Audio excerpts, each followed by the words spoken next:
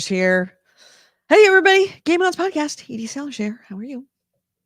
So we are dealing with not horrible technical issues. I don't know if you were on the show last week, but Nick had some really terrible internet last week and it has not resolved. So I made him reboot his computer and restart his modem or his router because it ain't looking pretty.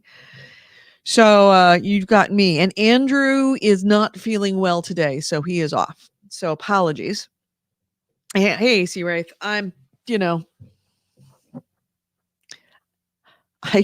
started my day before I was even out of bed getting texts that people needed to talk to me and spent 2 hours in marathon phone calls today. So it's been a day.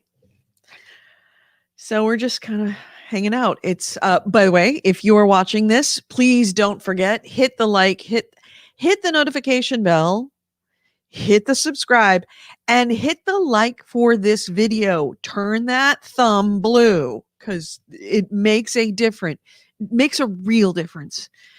And hey, Corey Wallace, don't forget to hit the like on this video if you're watching this on YouTube. Like this video, not just subscribe and hit the notification bell. Hit the like on every video. Super important. Hey, Ryan. Yeah, so Nick is, I don't know if you guys heard it or you're coming in. Gamer Troll, have I looked at the Oculus Quest 2? I have. I was looking at that. It's tempting. Having a complete standalone, I don't have to have a high-powered PC. The downside that I have heard that we talked about it last week with Nick is that it doesn't play a lot of games. I'm not saying that it doesn't have a big catalog. It may very well have a big catalog, but a lot of games it doesn't play. And that's a problem. Because I don't know, it's a lot of money to spend for something that I'm not entirely sure that I will use. I'm seriously not entirely sure I would use all of the stuff in a thing, in a VR world. We'll see. Hey, Bloody Reaper. How was my day today so far? Well, so far we have lost Andrew because he's not feeling well. And Nick is rebooting his computer and restarting his router. So, yeah, it's about usual. It's very 2020. So yeah, that's what's going on. Upside is we can breathe. Our air is good for the first time in a really long time, at least where we are. And I'm sure where I am, it's good where Nick is. Fires are still being put out. We have a 1 million acre forest fire. And I'm not talking about all the forest fires put together. I am talking about, it's more than 4 million acres put together. But there is one single forest fire that is 1 million acres. And we were talking about the second and the third biggest fires in history of California being 300,000 acres. And this is 1 million acres. It isn't just like the biggest fire. It's the biggest fire by a long way. But it's 50 some odd percent contained at this point. So they've got a handle on it. And of course, AC Wraith with the links. Thank you, baby. Got the Cal Fire links. Always interesting to see what's on fire in California and where is it on fire. Corey says he can't find Nick's boob window dress from the ESO. I have not been on ESO for a really long time. And it is because Crusader Kings III. That game, man, the deeper you get in, the more you realize you do not understand. Oh, I would say I probably I understand the cons. I know how, I really understand and know how to use I'd say 40% of what's in the game. I'd say that I know how to use very well and at expert level, probably 15% of what's in the game. I would say that there's a lot of stuff that I'm aware of, but I really don't know how to work very well. I would probably be another 10% of the game, at least to 20% of the game. And then there is stuff that I'm literally like, I will see a screen. It's like, where the fuck do you get that screen from? How the hell do you do that? How do you use this? I didn't even know that screen existed. It's a bit like learning how to use Windows for the first time. It's the best way I can describe it, because there's a lot of stuff in the game. It's a lot of mechanics. It is complex, but delightfully so. Thank you, sir. Yeah, it is. The farther in you get, the more you realize how much you don't know. And I have yet to get into the multiplayer because I'm terrified. Because there are some people like that Italian Spartacus on YouTube that I've been watching his streams, and he's playing one of the campaigns and doing it kind of as like a group think with a lot of people who really know what they're talking about.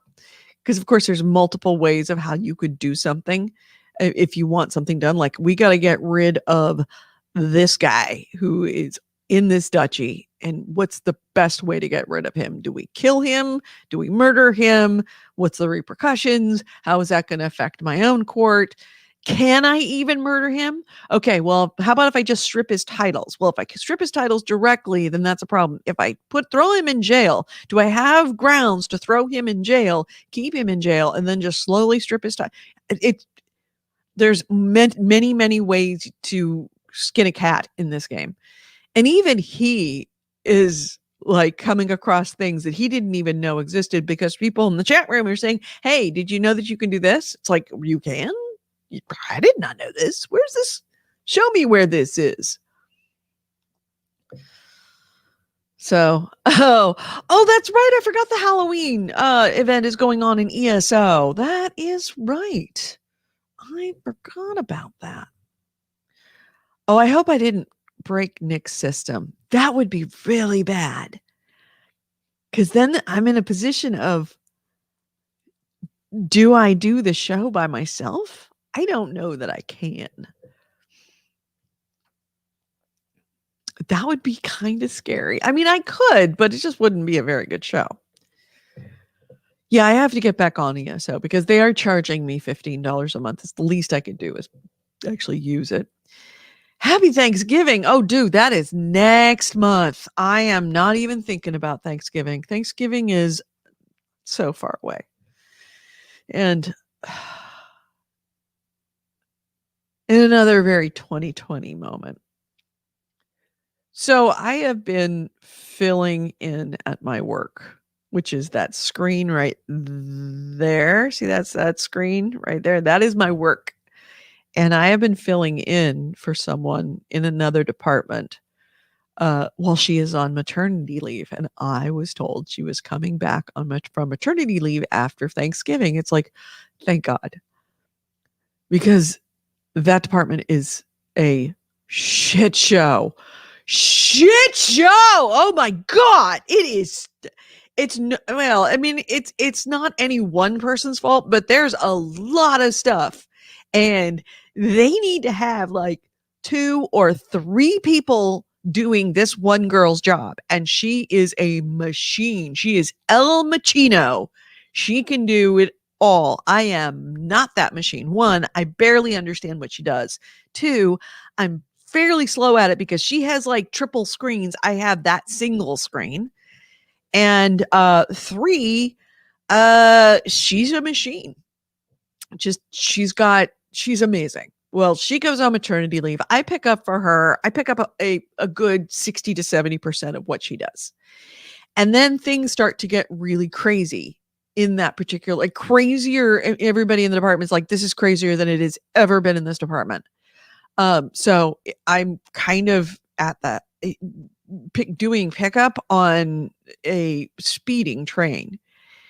And then I get the news she's extending her maternity leave. So I'm not getting out until early December.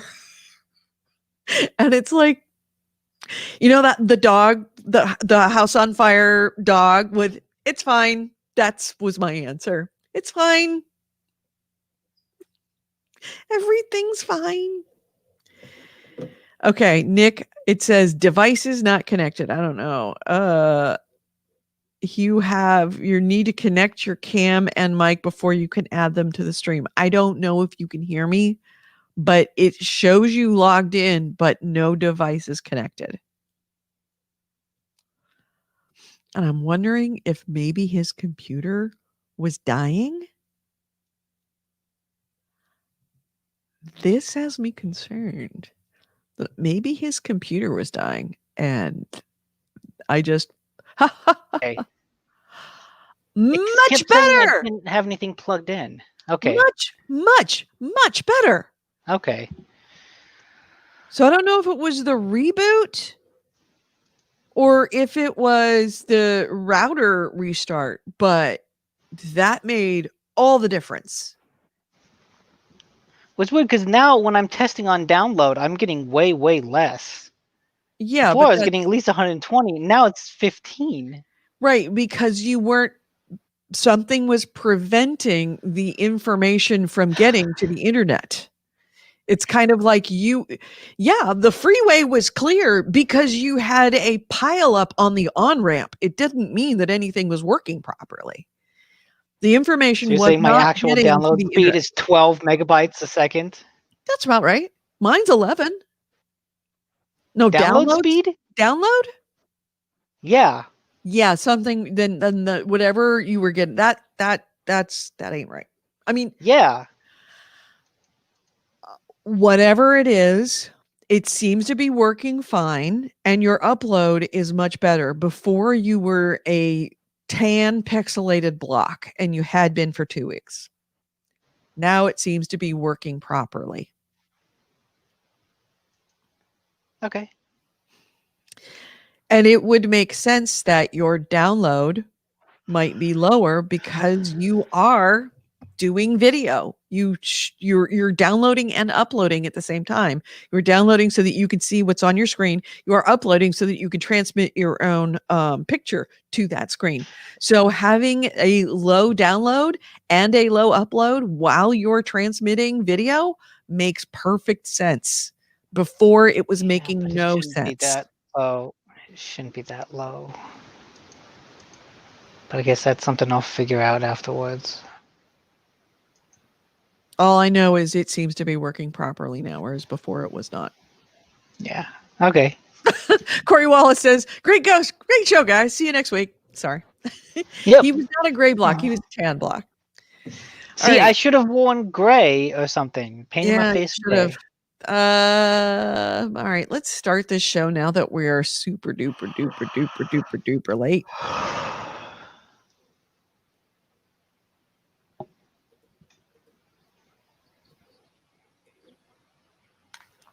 And these podcasters are big fat potty mouths.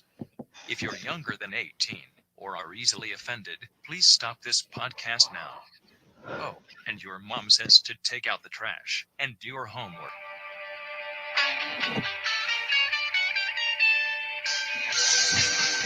All right, mics are hot.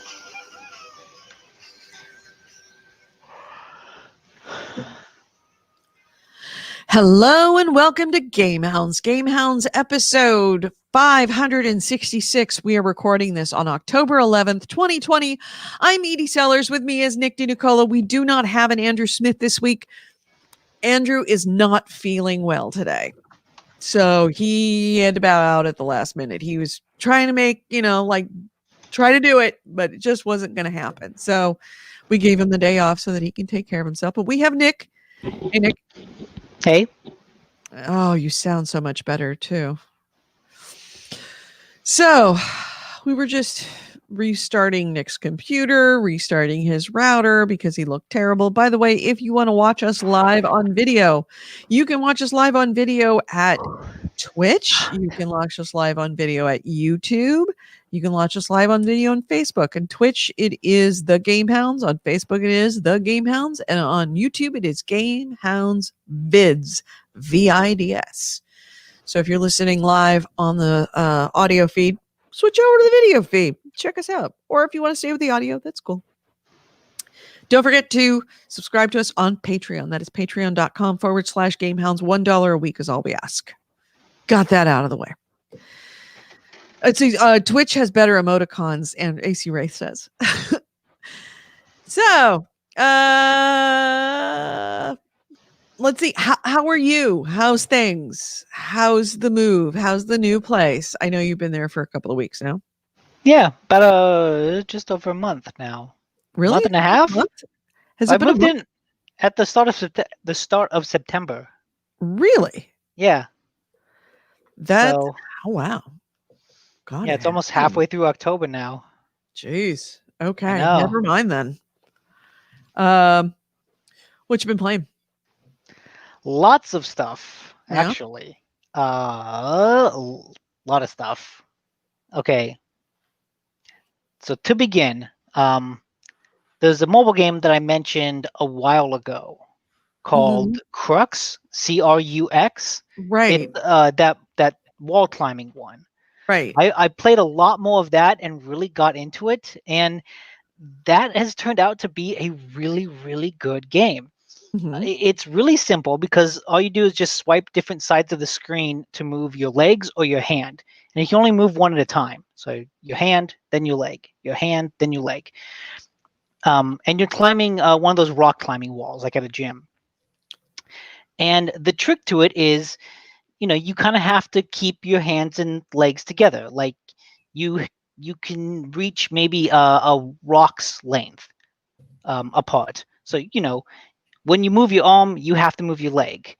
And when you can only move your leg one space farther than your arm can. And so a lot of the puzzle aspect to it is trying to figure out how to maneuver your body around these handholds, because you can't put your hands on the spot that your leg is, and you can't stretch too far. So you always have to figure out, where am I going to put my legs? Where am I going to put my hands? And so in that way, it kind of mimics climbing on one of those rock walls in a neat way. But what's really cool about it is how hard it gets and how it does that so steadily and slowly that you don't really notice it happening until you start failing a level multiple times. But it teaches you its mechanics in a really, really good and naturalistic way. One of the big things to it is some of the handholds, you can only grip them for a period of time.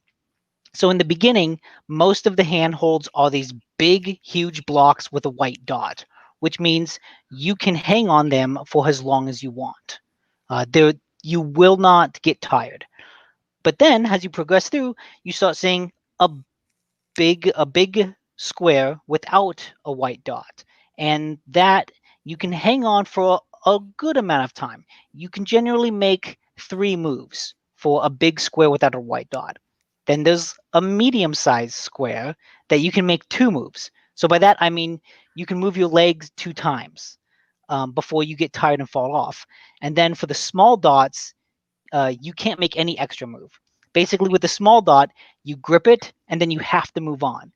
And so what you end up doing is looking at these dots and sort of figuring out a pattern of, I'm going to move my hand here, then I have to quickly move it to this other one. Then I'll have time to move my legs over. Then I can move my hands up, left or right, to keep going. And so the shape of the handholds end up providing a kind of a signpost to be like, okay, this is the path I have to go. This is the path that's going to be tricky because there's a lot of small dots. So I have to figure out where to best position my legs so that I can then maneuver through all the small dots really quickly. And so there's a lot of kind of setup like that. And it teaches you this thing so easily that it was maybe about an hour or an hour and a half after playing that I even realized, oh, this is what it's doing, because it introduces these things so slowly. And at the part where I am, it's gotten really tricky where I have to like really think about like going up, maneuvering over to the side, moving my legs, then moving backwards to put my legs up a different way, and then moving over. And so it's not just a constant forward progression like other levels have been. It's much more like go forward, go back a little bit, go forward, go back, because I have to do that in order to position my body correctly to go forward. So it's a lot of interesting body manipulation, and it's really cool. It's free. I think you can pay $3 for an additional set of levels, which I'll do once I beat these other ones. But yeah, for a little free game that I think I saw Kotaku mention just offhandedly, this has turned out to be a really interesting game. Yeah, it looks like that other guy had a real challenge getting through that. The one we're watching had a real challenge getting through that one level. Yeah, I'm looking at this going like, oh, piece of cake. I know that this isn't easy. It's all big blocks. Come on. But yeah. So that's Crux. I bought a bunch of games on the Switch. They were just there's a bunch of things on sale, and so I spent almost spent $100 buying Wow. a bunch of things. One of them is just a small kind of mini-esque golf game called Birthday for Midnight. This is actually a sequel to a game Birthday called for Midnight? Yes, because Midnight is the name of this little white block. And this is the sequel to a game called Midnight that I played on Steam years and years ago. But I really liked it. It's essentially a mini golf game, except instead of a ball, you're hitting or throwing or jumping, whatever, this little cute white smiley face block. And the level is just like this creepy forest with a bunch of obstacles in the way. Sometimes it's lasers, trees, spikes, buzzsaws, all that kind of stuff. But it plays like a mini golf game where there's even pars set up. So like you get to a level and you get 1 to 3 stars based on how many strokes it took you. Restarting is super easy, and what is nice about the UI is when it gives you those stars, if you don't get 3, then the 3rd star, it will tell you how many strokes you need to get that. So it's very easy to see, oh, I did it in 4, but I need to do it in 3. Okay, let me figure this out and restart the level and just try to do it. And thankfully, it's easy to restart. And it's not an easy game. It's easy to just get past the levels, but if you actually want to get 3 stars in every level, that takes some time and some manipulation and a little bit of luck. But I just saw that I guess this just came out, which surprised me because it's a sequel to a years old game. Oh. He was so close. And yeah, it's a really good, if you're looking for a mini golf-esque game, this is a very good one of those. And the fact that it's a block allows it to do some interesting things with the levels because, has a ball can't stay on an incline, but the block can in some situations. And so they do some interesting things with that with the levels. It looks like he died. Yeah, he did. I did not know that you can die. Oh yeah, if you hit a spike, then then you die.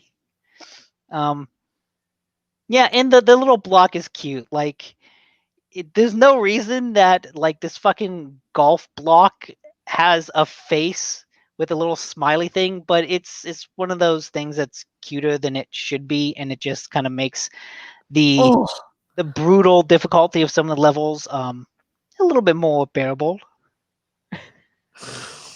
Yeah, this guy ain't getting par in this.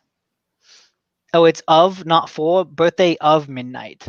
Birthday of Midnight. Okay. I mean, the gist of the story is like, I guess midnight is the name of the block, and his birthday gets interrupted by something, and so you go on this weird mini golf adventure to rescue your parents so that you can celebrate your birthday. It's very weird, but it's a Yeah, cool game. it seems like it. Yeah. So another thing that I put a lot of time into, and I will be doing it more, and I bought mostly on a whim for the Switch, was One Finger Death Punch 2. I wasn't planning on getting this, but as I was buying everything else, I saw it and I thought, man, just get it. Just get it. And I did, and it is just as good as the original. It's hard to improve upon perfection, and so this game doesn't really do much to change up the formula. It adds a bit more graphical improvements so that you can kind of choose what your stick figure men look like. So instead of just being generic stick figure men, they have eyes, and their arms and legs will be shaded differently depending on which limb is towards the screen and which limb is backwards. And you can kind of color them a little bit, so that, like, oh, the heads and the hands are flesh colored instead of the whole thing being white or blue or green. Little things like that. They've added in a new enemy called a boss, which basically mixes the mechanics of other enemies into one. Mixes like the normal left right punches with a brawler enemy. But the gist of the game is it is a martial arts simulator, and it's just a 2-button game. You hit left and right. You can either do it on the Y and A button, I think. I don't know what the face buttons. I find it much better to use the triggers, because sometimes this gets so hectic, and trying to do it both with one thumb would be impossible. So you shoulder buttons, left and right. Enemies come at you from both sides of the screen. Once they get within range of you, you hit left or right and you punch them. And that's what you do. They keep coming in from the left and right, and you keep punching them. Sometimes you'll get a weapon, and that increases the range. Sometimes enemies will come that require 2 hits, or sometimes you have to go left, right, or then like left, left, right. And so that gets the enemies get more and more complicated as the game goes on. The button combinations required to defeat them. What's neat about the game is that it wants you to feel cool. It wants you to feel like a badass, and it wants to capture that joy of just watching like a really awesome martial arts fight, because all the different aspects of its design, they're not meant to be punishing. The speed of the game is controlled by it's variable, it's dynamic. So the better you do, the faster things will get. Like if you do really well on a level and you pass it, the speed will increase. And so at the end of this video, it just said speed raised 5%. If you do bad, but you still pass, the speed will go down. So the game is constantly adjusting its difficulty to fit you, which means it wants you to always be on the edge of your capabilities. It's not really trying to be this super brutal, difficult game. It wants you to win. And it does everything that it can to help you win. And you can see this in the way enemies kind of slow down as they reach you.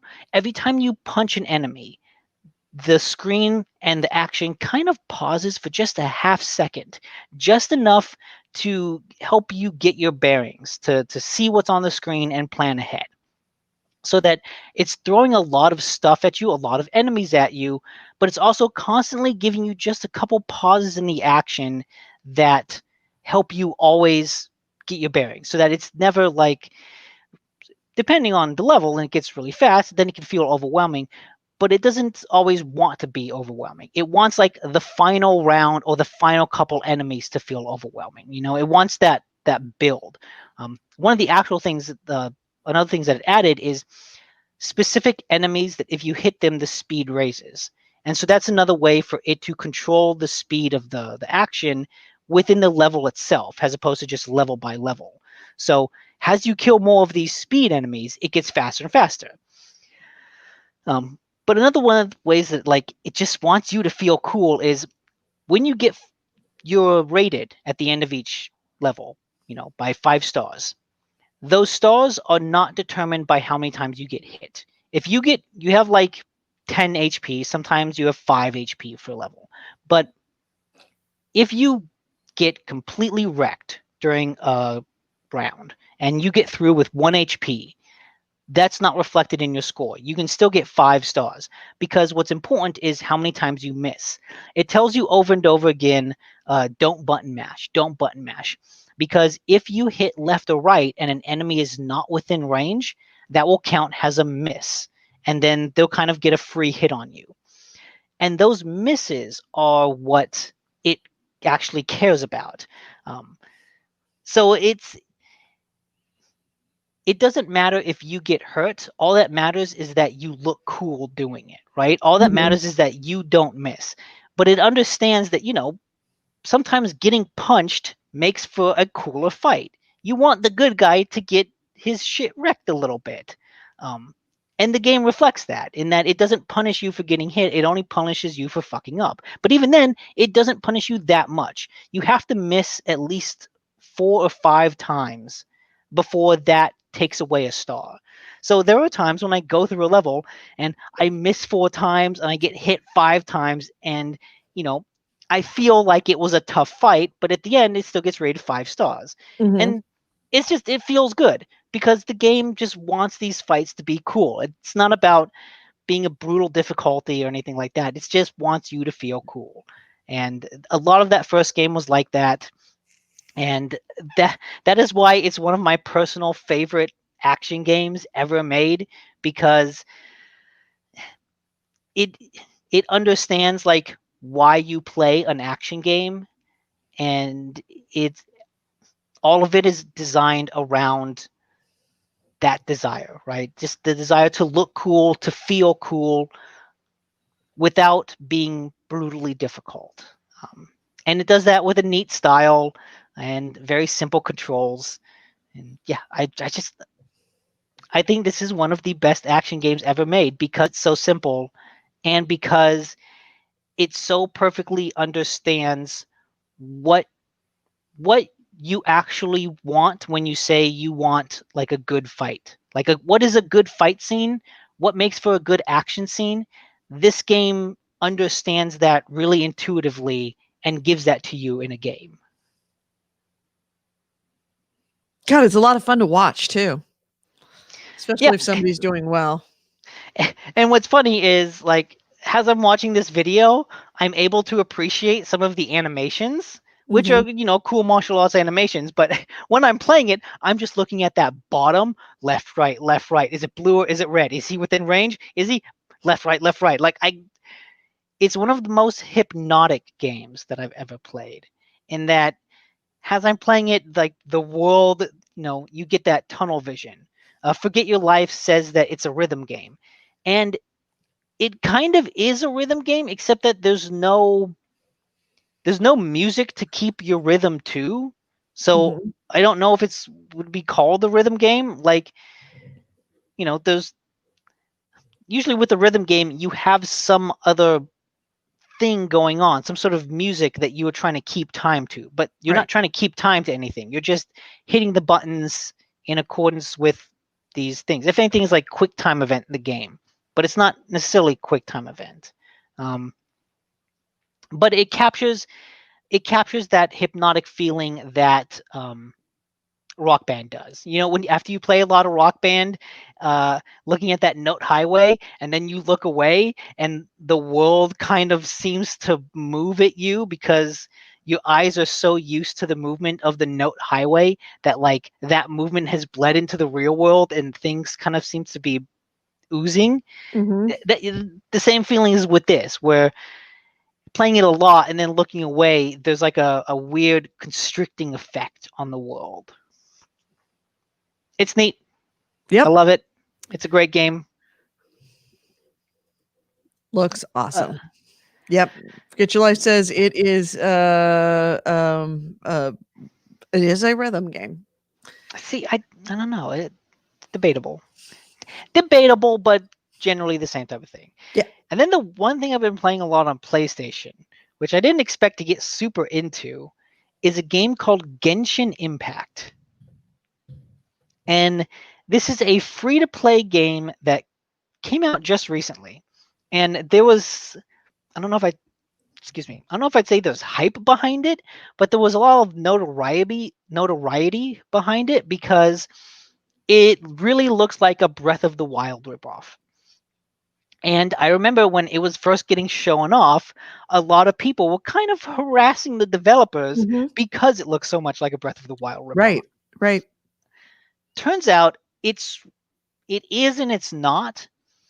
The game itself, it's a free-to-play game, and it is filled with those free-to-play mechanics in that there is a gotcha aspect to it where you get a currency and then you can use that currency to roll a slot machine to get characters. And you get characters, you'll get weapons, you'll get supplies from this slot machine. But I think there's like 8 or 9 characters in the game at launch, and they'll add more as it goes on. But the only way you can get those, you can't just buy them. You have to get them from this slot machine, which means you have to pull that lever and hope that you get a character. Like a lot of those free-to-play games, fucking everything can be leveled up. There's things called artifacts, which you can equip, and those give you like a little boost to HP, a boost to armor, boost to attack, things like that. Every single one of those artifacts can be leveled up individually, and every single one of those artifacts is rated from 5 stars to 1 star. And then you level them up by basically feeding them other items. So like, I'm gonna take this 3-star item, feed it a bunch of 1-star items to have it level up, you know? Every weapon is the same way. Every weapon is rated from 5 stars to 1 star, and every weapon can be leveled up individually. And it's interesting seeing all those free-to-play aspects, the grind, right? You can clearly see the desire for the grind in this game. Where it differs from a lot of free-to-play games on mobile is that it has this really huge, beautiful, filled open world that takes heavy inspiration from Breath of the Wild. So imagine Breath of the Wild filled with a bunch of free-to-play mechanics. And it actually works a lot better than it should, mainly because the combat is genuinely engaging and genuinely interesting. It is built around character switching. So each character has an element associated with them. The girl you're looking at now is associated with fire, because if you hold arrows, you can shoot it and set things on fire. Your main character is associated with wind, and then you can get other characters associated with ice or lightning or rock or things like that. And each of those elements interacts with the others in different ways. And so what the game wants you to do is, you're playing as one character, you do an elemental attack to like apply a wind status to the enemy. Then switch to the other character, shoot them with a fire arrow to cause an elemental reaction. So that like wind and fire causes like a whirlwind. Or, opposite. Get an ice guy to freeze someone. Switch the electric lady to electrocute them. Or if you're looking around and you see, oh, there's a pool, I'm going to use the electric lady to get in there because I know that her attacks will do more damage because it'll react with the water. And so there's this heavy, heavy elemental aspect to all of the fights that make it really, really engaging. And just the general attack, and I've said this before, I really like a good dodge. And this game has a really good dodge. When you dodge, they go flying out of the way. And so that leads to some fun moments in a fight where the enemy's charging toward me and I dodge, and I can actually dodge out of the way. And so that aspect of the combat, it makes going through the world and getting into fights really engaging. And even though I think right now my characters are like level 12 or 13, but because of the way the combat is, I've been able to take on enemies that are like up to level 20, 22, because it doesn't like gate you. You can kind of go anywhere in the world that you want.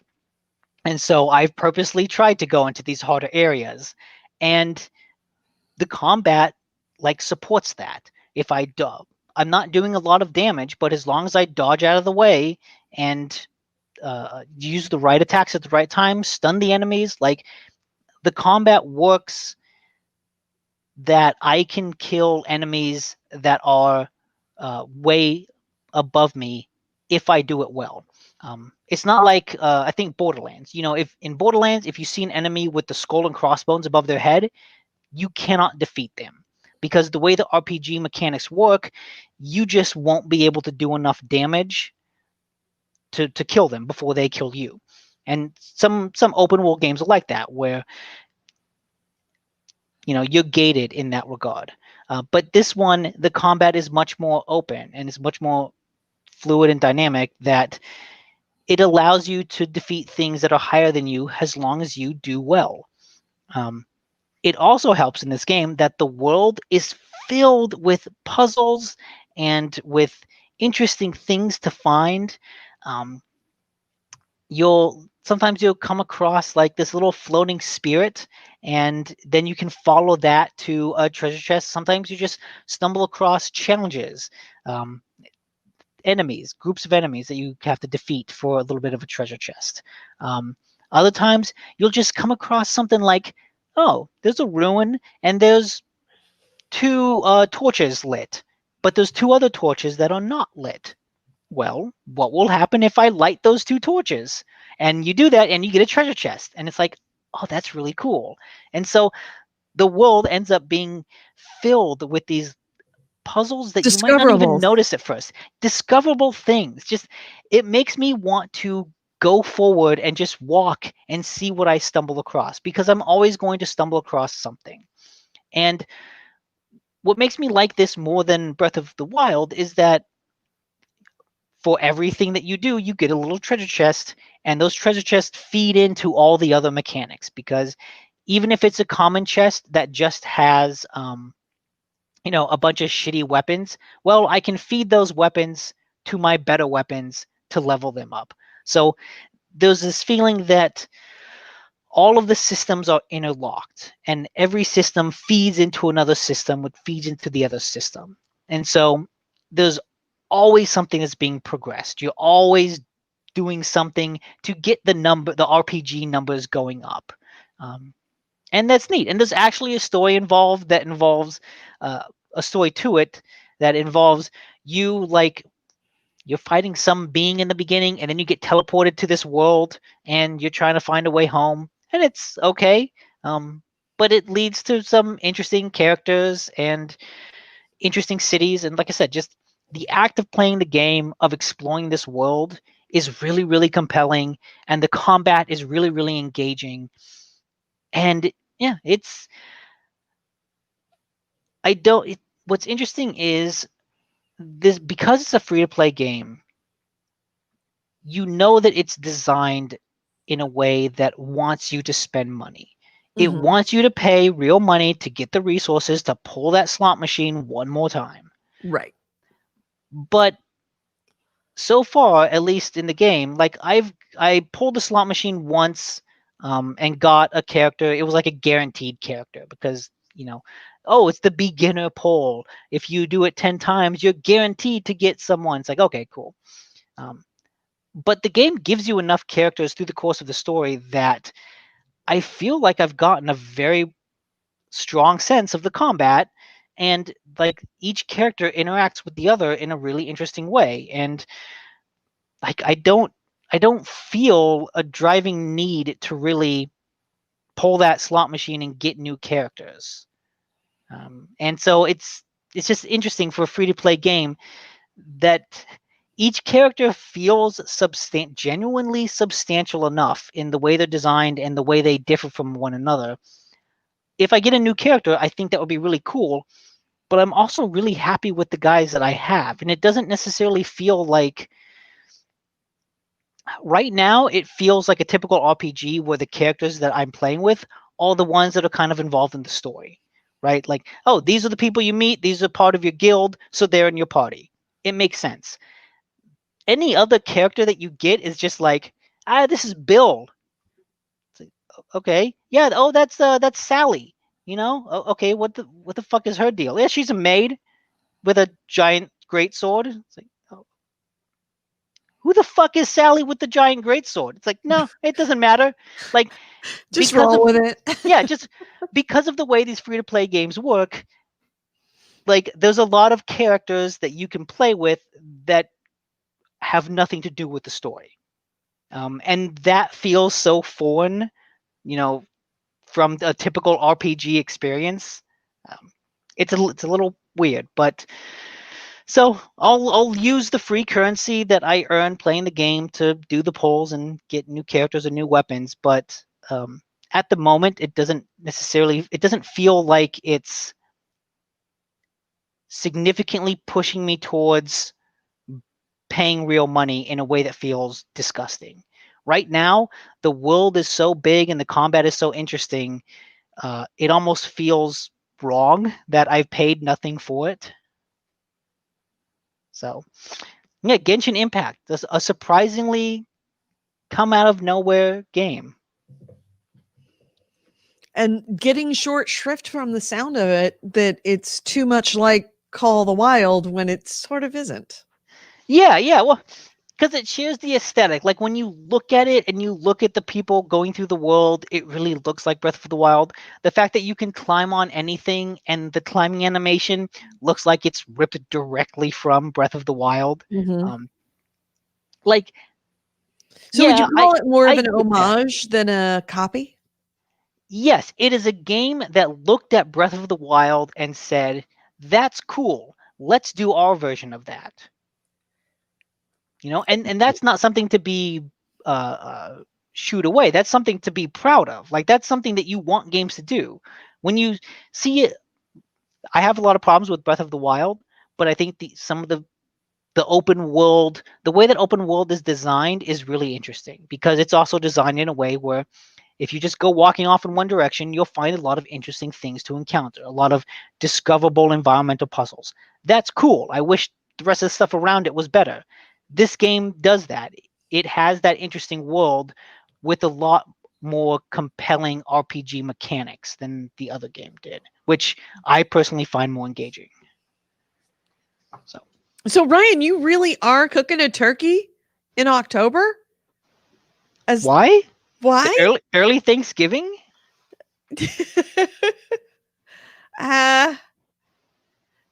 Or maybe he's Canadian. They have Thanksgiving in October. In October?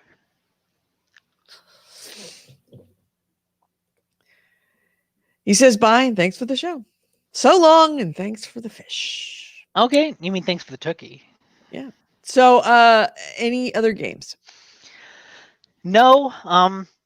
I did buy a couple horror games on Switch. That's why I spent a lot of money. The game Carrion, which you play has a giant, horrible alien monster slaughtering scientists, and a game that we saw in like one of the Switch things called Struggling, which is like a weird, almost cute, fleshy body horror type platformer game. I wanted to play those for a while, and October seemed like the right time of year to buy them. So. Oh, yes.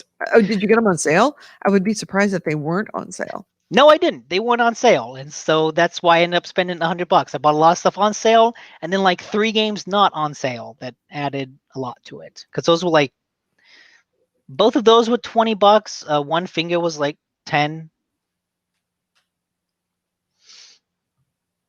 This is not a reflection on you. It's a reflection on Ralph and Crusader Kings. Ralph. Hey, yes. I'm drinking coffee. I will admit I was up to about 5:30 a.m. last night. Wow, that is impressive. Because I lost track of time playing Genshin Impact. Oh, wow. Okay. Yeah, I have been doing that every night with Crusader Kings. It is very much even as I am talking to you, I am trying to figure out how I want to deal with your mind is working.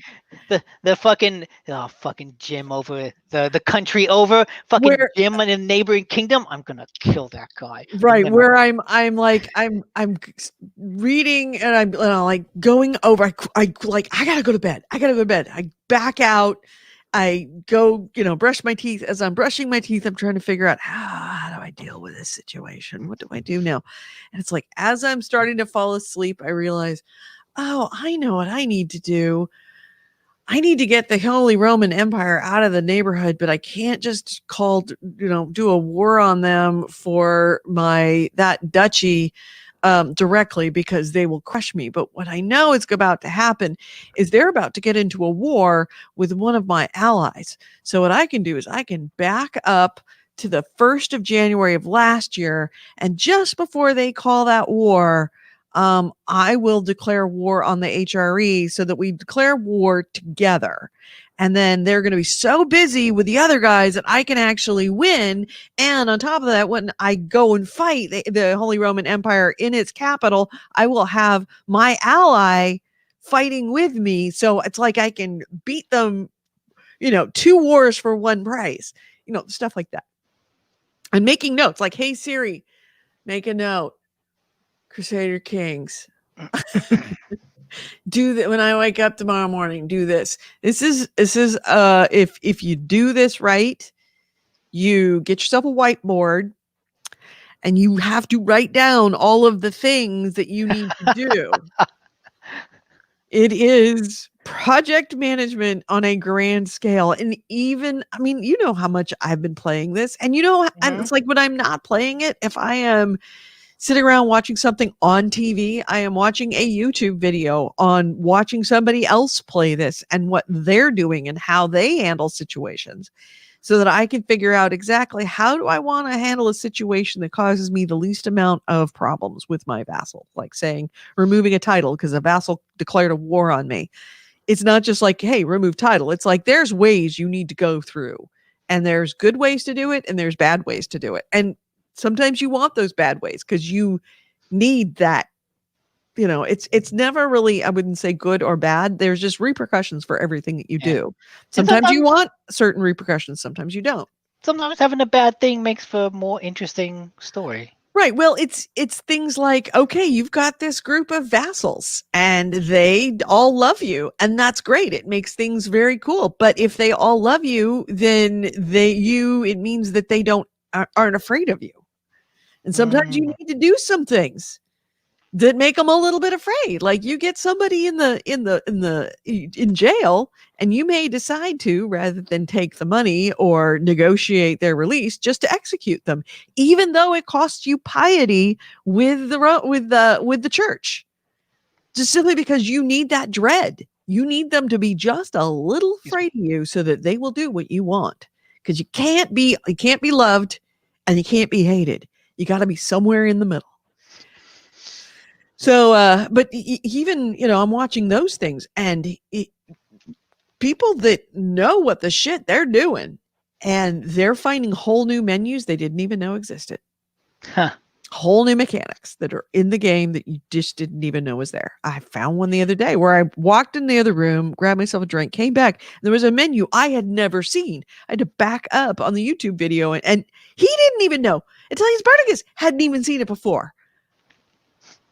And didn't know that it's like, oh, you can actually, when your heirs or when your children turn age 6 or whatever children are in your court, when they turn 6, you can actually direct what skill that they will be studying under their tutelage with a guardian. So you can kind of direct their education. You direct their education, which I didn't even know you could do that. It makes things so much, I don't say easier, but it actually adds a level of complexity, because then you've got your heir, your spare, and then any others. What, an heir and a spare? An heir, a spare, and one for the church. There's a good video on Waypoint Uh-huh. on YouTube, where those podcasters played a game of this, and they found some guy, and they chose to start playing as him because they loved his motto, which was like, God's hand made miracles, God's hand made me. And when they read that, they're like, oh, we have to play as this guy. And it turns out that he had like 7 kids. And so marrying the kids off became a big part of their strategy. Oh, yeah. And at a certain point, they're like, oh, yeah, well, marrying him. All of a sudden, wait a minute. Wait, little Jimmy's the king of Spain? What the fuck? How did that happen? And they look back like, yeah, we sent him off to marry this other woman. And then somehow the line of succession went down and she became the heir. It's like, what the shit? Well, we did good. Yeah, that's very much how it happens. I'm now discovering crusades, which are very interesting. That you have to. That adds a level of complexity because inevitably, if you don't have all of your vassals loving you and you head off to a crusade, they are going to start a war against you back home. And being stuck in 2 or 3 wars at the same time. So then you have to hire mercenaries. It gets very interesting. And I love this game more than any other game that I've ever played has been created for people who love history, European history, and even Middle East history too. Middle East and Eastern nations history, Far East nations history, medieval history. Absolutely everything in the game is at least when you start, historically connected, and historical figures do come up. William the Conqueror is someone in there. El Cid is someone in there.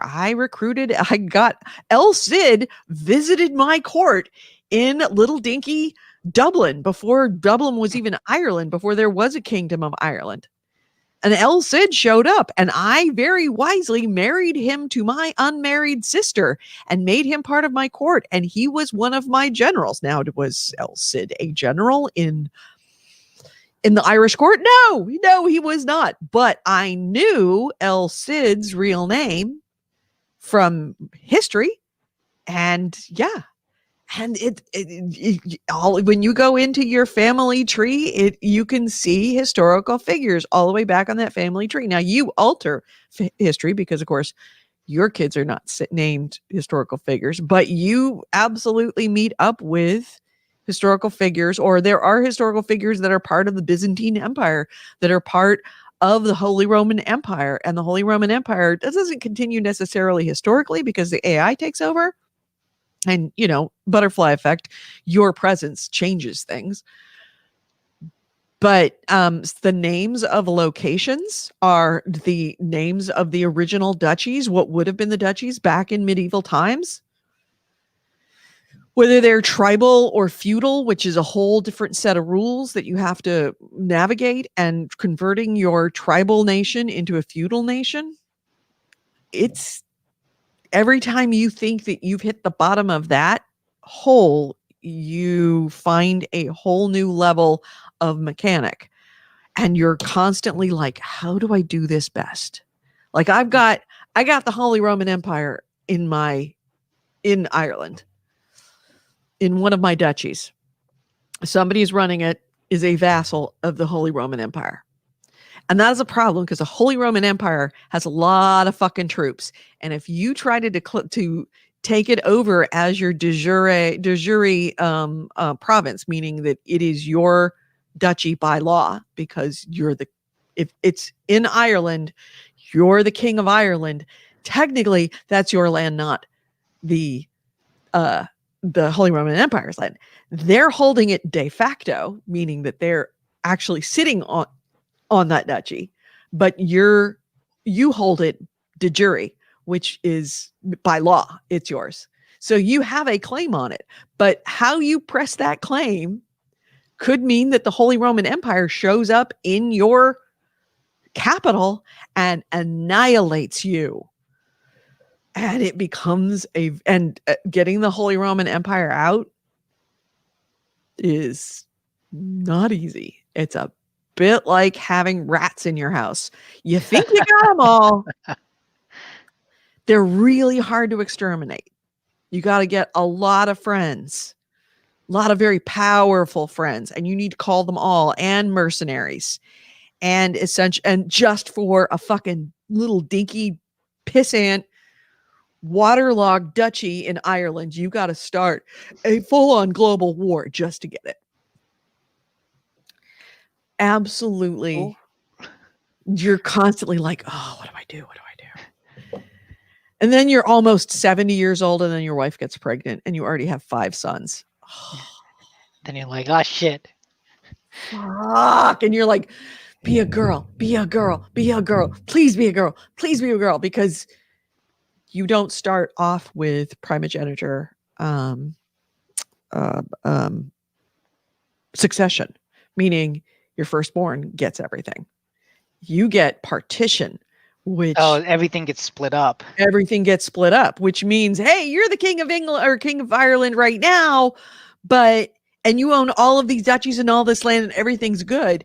But as soon as you die, your heir gets king of Ireland, and then it all disseminates out through all the 5 sons, and the 5 sons fucking fight because they all have a claim on the kingdom. And they're fighting against each other. They're fighting against you. Unless you just surreptitiously kill your brothers. Oh, yes. Yes, that's one way to do it, but that's really hard, really, really, really, really hard to do. You can't just say, kill my brother. It's murdering someone. Didn't your son do that? Yeah, he did do that.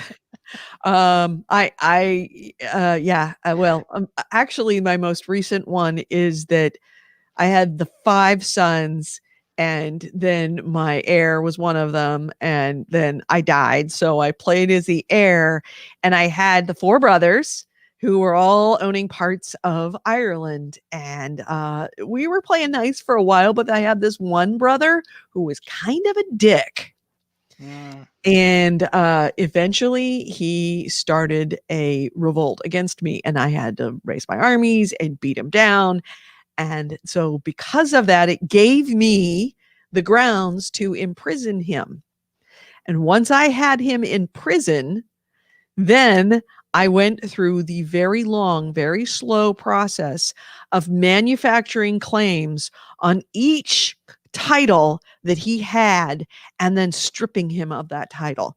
And it took years. Oh. It took probably dedicated 25 years to me for manufacturing the claim, stripping him of the title, then manufacturing the next claim, stripping him of the title. And then when I had him at last, he was no titles to his name, but he had all of these claims on all my properties. I released him on the condition that he relinquish all his claims. Huh. So I completely unlanded him, but it was hard. It was difficult.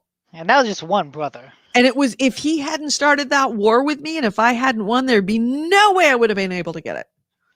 So was that a new game from the Brother Killer? That was a new game from the Brother Killer. Yes. How'd the Brother Killer game end? Oh, no, that's the same one. This is the brother. He wasn't the brother. Oh, yes, he was the Brother Killer. I actually ended up scrapping that because I got the Holy Roman Empire into Ireland and I could not get them out. So I backtracked a little ways and went back to his dad and started up, and he ended up not being a psychopath. Oh, I'm sorry. This is one of those games that as you play. Oh, I got this Joffrey. I know there is a King Joffrey in there, but not the King Joffrey. This is a game that do not feel bad about trying something. It fails 3 or 4 years later, and then going back to that save. I got myself way too distracted by a crusade in Jerusalem. And when I came back, there was the Holy Roman Empire in Ireland, and I couldn't get them out. I couldn't get them out. And I just was like, you know what? this is there's no way that I can actually take them out. And what's worse is that every time that someone would start a war, or worse yet, that I would be called to a crusade, which I kind of sort of have to do as a Catholic, a high Catholic king. Every time I would leave to get out to go fight another war, the Holy Roman Empire would start a war internally to try to gain more land. That fucking cancer. Fuck, it is. It's like cancer. The HRE is cancer. Now, in the one that I have right now, the HRE is in again in one little teeny tiny place, and I'm seeing them, and I have a plan. Okay. I have a plan to use. Well, I think I mentioned it, to use another war that I know is coming up to start a war at the same time with the HRE, so that I fight two wars on one land. Because both of those wars will take me to the capital of the HRE, and if I can beat capital of the HRE on both of those wars, I will win. So I only fight one enemy, win two wars, and a piece of land for myself. Okay. Good luck. Yeah, that's what I'm going to do this afternoon, is seeing if I can do it. It's enough of my. I don't want to talk about Crusader Kings. It's interesting though. It is. It's super, super interesting and super fun. And the more you get into it, the more unexpected stuff. It's the other thing. The scripted events,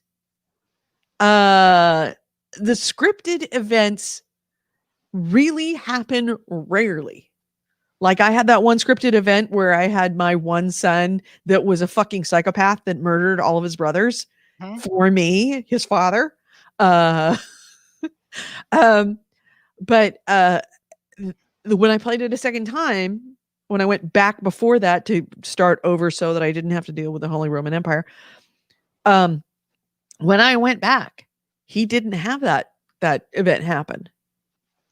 Even though almost everything else was the same, because I played it slightly differently, he didn't come up, or it was just like the random number generator inside its brain didn't fire it off. But it is very, very, very much, these little random fucking events happen rarely. And when they do, it's awesome, because they recognize that you are going to be playing this game. A sensual proposal. Oh yeah. You sometimes have men and women throw themselves at you. There was at one point that I started a tawdry romance with, as a male king, with the male baron, count of a duchy, of one of my duchies, one of my vassals. And then it becomes a secret that you have to keep. And if you don't keep that secret, then someone else can get a hook on you, and hooks can be used to make you do things like lower taxes, or get into a war, or force you to marry your daughter or son off to someone you don't want to marry them off to. You don't want hooks on yourself. You want hooks on everybody else. So yeah, I do have one secret on my current one, is that I got saddled with a really shitty archbishop in my council. He had really low skills. And it was like, no, I'm not going to do that. So I murdered him. It took like 2 years, but I eventually got him murdered. And fortunately, the next guy had a much better score. Good for him. I did. I'm not gonna lie. I did save skimming. I did save. And when the first time I murdered him, I got a guy with an even worse score. And it's like, well, I could either murder him you too. You should have done him too. Just go through the roulette.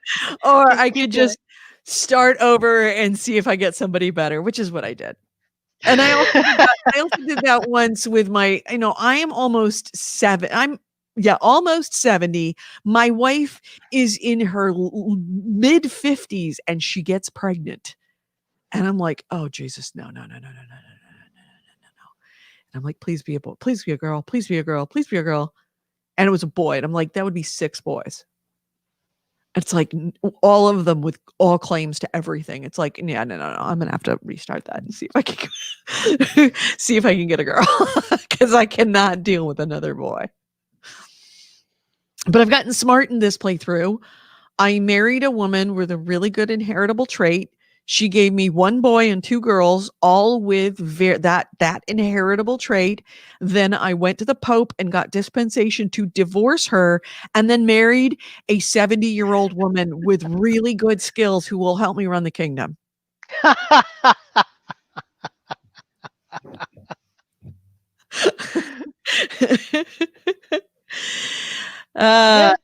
See, Nathan, you're saying stream it. Do you want me to start streaming Crusader Kings? Because I will totally stream this. I don't know how interesting it might be for people who don't play it, but I will totally. We could play it the way that Italian Spartacus does. Is hash out all of our decisions here of what we're going to do in order to take over certain kingdoms and do the right thing. It goes slow, but it's kind of fun. Or I might just start up a whole new character. Start up some, we'll make a decision. Start up a character together. I recommend starting on an easy character or start up on some other character because you can play as anyone on the map. That's the other nice thing.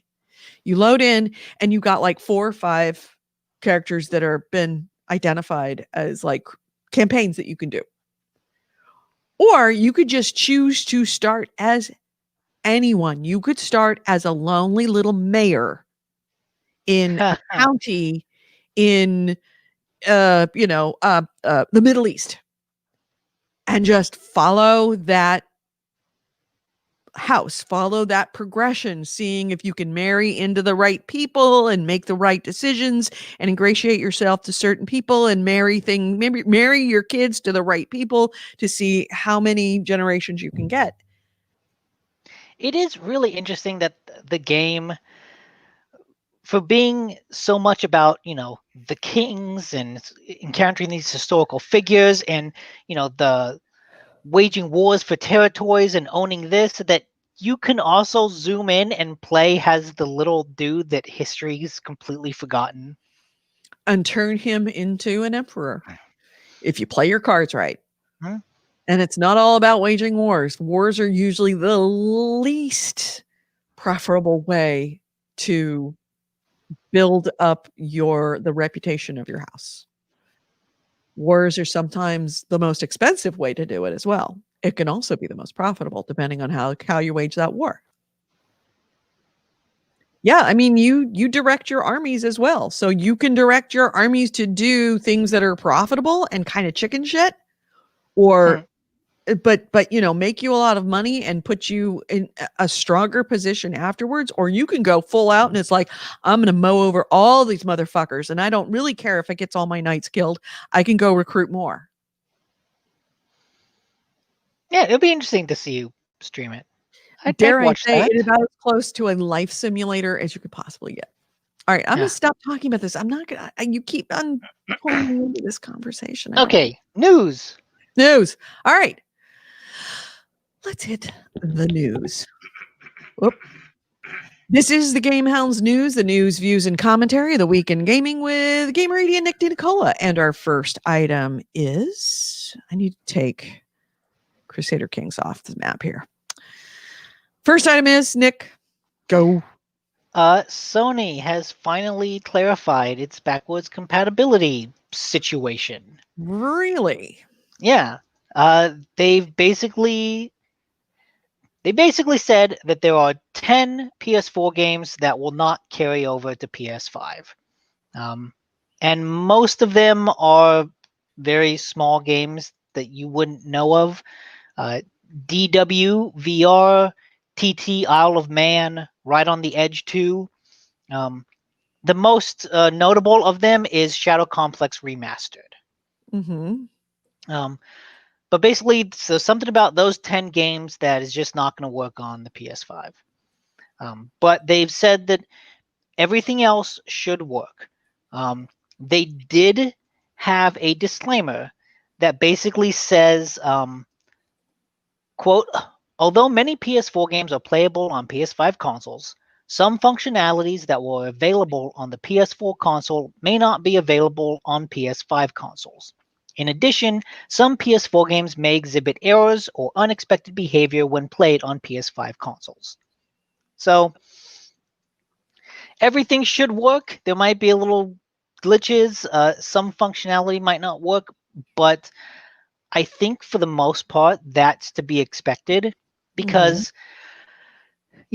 there's some things with the PS4, I'm sure, like online functions or features that when you go to the new hardware probably doesn't work. That makes sense. And some bugs and stuff in it, like it's not ideal, but at the same time, as long as the game works, that's really what I care most about.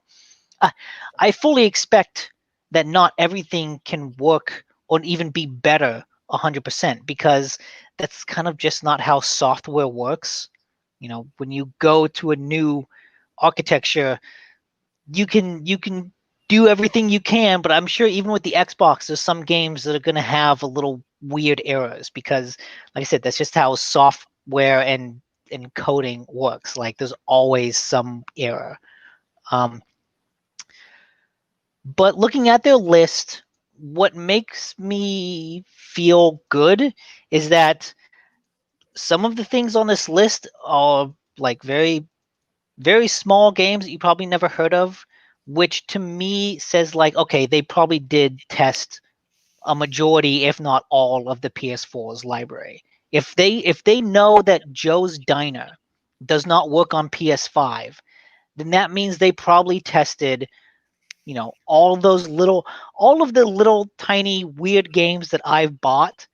My Sagebrush, my Cthulhu Tactics, my other little weird tiny indie games are most likely playable, and so that makes me feel good about going forward. Most things that I have, everything that I own should be fine. So that's good. But in this Ars Technica article, they also delve into how PSVR carries forward. And it basically seems like you need all of the old hardware. Like PS4 controllers can work with PS4 games on PS5. So, don't necessarily get rid of your old controllers, but PS5 controllers will not work with those old games.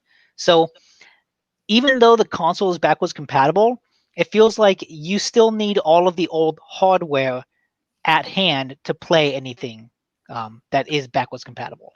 And with VR, that means you need the Move, you need the headset, and also you need the old camera because the PS5 camera is not compatible with the VR. You need to have the old PS4 camera and an adapter for PS5. So trying to play the PSVR on PS5 at this moment feels like it's a bit of a pain in the ass. It seems like they would have to come out with a PSVR 2 in order to make it rational by any measure. What's this? Looks like a waterlogged reference book.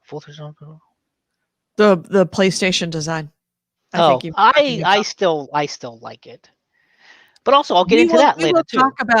We will talk about that because that was something that has been there was a teardown of a PlayStation, and the hardware junkies are weighing in on it and have a lot to say. So, for a while I've been eyeing a PSVR, being like, maybe I'll get one, maybe what, and now seeing how what's the word? How haphazard it is with the PS5 and how you need all of the old hardware at the same time. It feels like at this point it's best just to wait for VR 2, right? Which I assume is coming, but there's no 100% chance. But yeah, they've clarified the backwards compatibility. Most things work. Good to know. it took them long enough to get this information out there. Yeah. And at least we know, with about a month to go, more of the specifics. It's good. It's good to know. I'm glad to know that. So we've touched on it. The teardown. The teardown. There was a teardown of the PS5 that has hardware junkies absolutely quimming. Quimming? Sorry, is that an 80s term? Yeah. Okay, I didn't. I'm gonna look that up.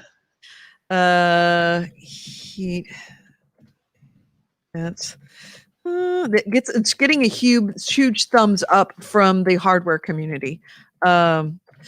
So in these teardowns, they are showing that they are uniquely set up very well to be able to handle the amount of heat that's coming out. Because right now there's a lot of concern about the heat that these things are putting out, and it is a lot.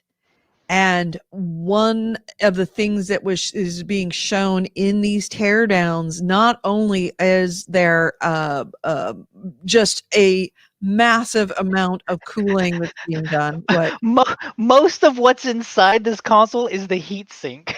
Most of it is the heat sink, and the heat sink is not put in with the thermal paste. It's actually put in with liquid metal. So if you ever have to do any kind of work on the inside of your own PS5, it's going to be really hard to do that.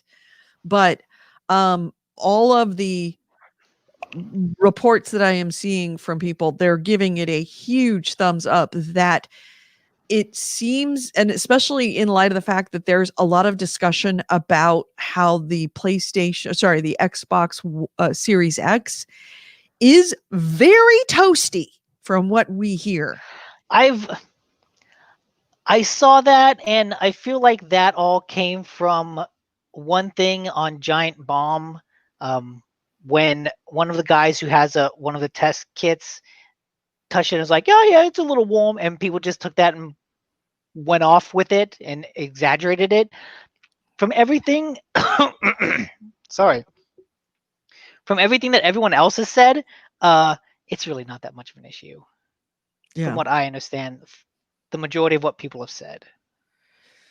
But yeah, there's a lot of huge thumbs up going on in the community that this thing is built like a truck, and it actually has extra space for more memory, more memory space, hard drive space. And what's neat is you can access that by popping off those wings. Mm-hmm. So the wings that a lot of people have made jokes about are just like these plastic clip-on things that are very easy to take off. Right. Which I've seen a lot of people speculate, like, oh, okay, I'll give it a month before they start coming out with like custom versions. Yeah, which would be cool. But the general opinion seems to be that Xbox has really focused on, Microsoft has really focused on the software of its console, whereas Sony put a lot of time and thought into the hardware of this console. Really? I don't get that. Like, Microsoft has, no offense to Microsoft, but they don't have any software. Well, I mean, talking about like focusing on Game Pass and all of the things. Yeah, Corey Wallace said no red rings of death. From the general hardware junkie community, they were like, you are not going to get overheating issues. They've done about everything they possibly can to avoid having heating issues. And if you think about it, if you look at this teardown that we're watching right now, he's broken it almost all the way down with nothing but a screwdriver. Everything either pops out or is just a simple screwdriver. But that fan is massive. Look at that. That's what I'm wondering about. A third of the size of that thing. I want to know is how loud the console is. Oh, it probably sounds like a plane taking off. Because there are times with my PS Pro when I'm playing, la-di-da-di-da, get to the loading screen, it loads. It's like, oh, okay, that's real loud. Yeah. So I'm curious about how quiet both consoles are, because I would prefer them to, not sound like a jet engine. Yeah. I have a feeling it's probably going to sound like a jet engine. Sorry. You're going to want a headset. But I think one of the also more interesting things about the PS5 teardown video is the stand, because the stand itself is like a weirdly complex piece of engineering where like it's designed to like hook in the back. Well, there's so many, because it's meant to hold it horizontally or vertically. It's designed in such a way that like it has some hooks on it, and then it has some hooks for the horizontal form, and those hooks like go into the console itself to be hidden when it's vertical so that you don't notice it, and then you screw it in. But because there's a screw, when you unscrew that, there's a screw needed for the vertical format. When you unscrew that to make it horizontal, there's even a little hidey hole in the stand itself that you can And put the screw into, and a plug that you then use to plug up the hole. It's watching, so you don't get any dirt in the hole. Watching him like undo this stand. It's like, holy fuck! Like they put a lot of thought into the stand. Yeah. Yeah. So yeah, that's a lot of thumbs up going on in the community, a lot of celebration and respect for what the mechanics, the literal mechanics that went into creating the PlayStation 5. Now we have not seen a teardown of the Xbox. I'm wondering, since Sony happily revealed this teardown, I'm wondering if Microsoft might do a similar teardown, or if they have done. I haven't heard anything about it, but it would be there's the liquid metal. I think they did do a teardown, because I saw. Did they? Yeah, because I saw like a tweet that all it did is just it had the final Look at that teardown with everything. Look at that heat sink. If you think about the heat sink and the fan, that is a good half of the real estate inside that massive machine is heat sink and fan. Just massive. Yeah, so Microsoft's teardown is less a direct teardown and more of like a 15-minute documentary about this is how we made it and all that. So yeah, they still have their own teardown video, but the bigger thing about both of these videos is just that it feels like a nice shift from the way the manufacturers used to be, was like, don't open your console. Like it should, console, you will void everything and we will send killer bees to your house. Like, as far as you're concerned, it's magic on the inside. Yeah. And this is it's really technical, but it's good to see them, just revealing that information. There's a reason for that. There's a couple of reasons. One, it's they want people to know about the hardware because they're very proud of it. But two, and probably far more importantly, is there was a ruling made by, I want to believe it was the Supreme Court. Oh, I'd say about 7 or 8 years ago, that says that it is illegal in the United States to void a warranty by opening up your machine, your own machine.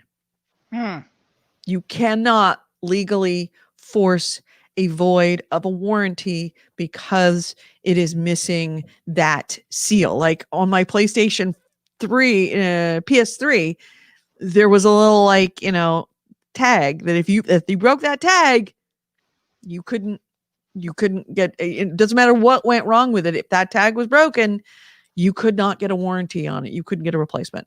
And now they've ruled that you have every right to go into your own stuff, that the warranty cannot be voided by someone opening up the machine. Okay, so they're like, okay, we know you can't open it. We may as well show you what's inside it, so at least you know what you're doing. Yeah. So Forget Your Life says liquid metal. So mercury, no, I don't think it's mercury. I don't think mercury makes a very good insulator. It doesn't make a very good heat sink or thermal Yeah, transmit. I don't know what kind of metal. They just said liquid metal. It's Yeah. I think it's a T1000. He got melted down and put into PlayStation 5s. Yeah, it's like ripping the tags off your pillows. Yeah, pretty much. Yep, there he goes. FTC staff warns companies that it's illegal to condition warranty coverage on the use of specified parts or services. That's the one Okay. right there from 2018. Oh, was it only 2018? So yeah, it is now. You can't, if you own something, you can go into it whenever you want to. Cool. So yeah. So next item. I've got a couple actually. One is that the trial date has been set for Epic versus Apple. What the latest stuff is, first off, the trial date has now been set for May 3rd, 2021. That's when the trial is due to start at this moment. Of course, that may change. It is not going to be a jury trial. It's going to be a bench trial, which means that the judge is going to make a ruling from the bench. And they haven't decided whether the trial is going to be held in person or virtually, because by May, we don't know what COVID's going to be like or whether we're going to have a pandemic still. The way things are looking, we probably will. But for right now, they haven't made any decisions and they're waiting to see. And yeah, they made that decision about a bench trial versus a jury trial, partially because I'm sure that both parties, certainly one or the other, would prefer a legal expert being on the bench as opposed to a bunch of, everyday people just showing up for jury duty for a couple reasons. One is that it will be shorter because they don't have to explain the law to the jury. And second, that the judge will be making far more educated decisions based on that law. But it was partially due to the decision was made partially to go as a bench trial, mostly because of the pandemic, because we don't know if we're going to be able to do jury trials by May. And in that same motion to set the date, or its same, hearing to set the date, there was also a decision made by the judge that said that the temporary injunction to prevent Apple from taking anything that was Unreal Engine off of its store is now permanent for the moment. So Unreal Engine games are still on the store and will be on the store through the end of this trial. That's good news for Epic.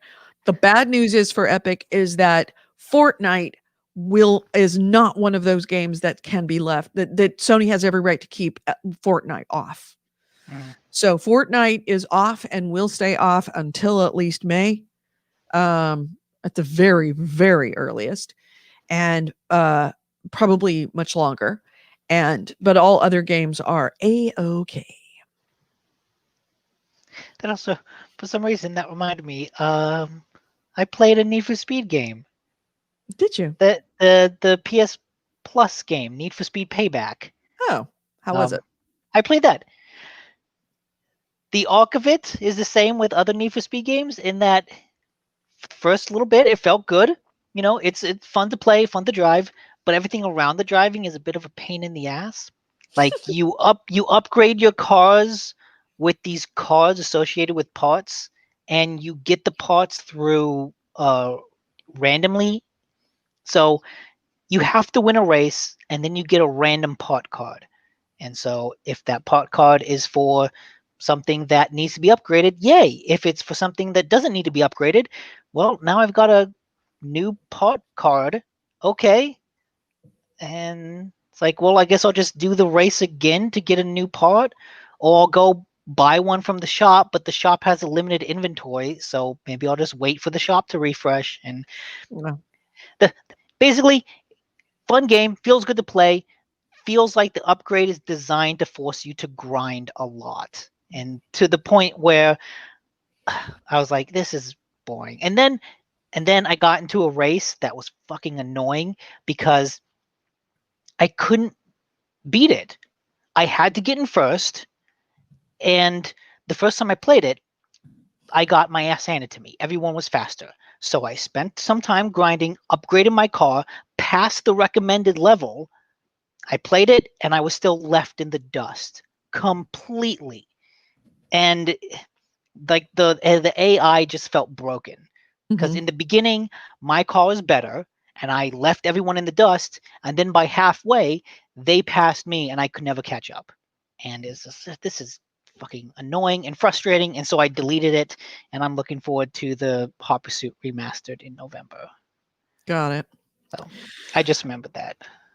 All right. So my next item is Xbox Fan Fest.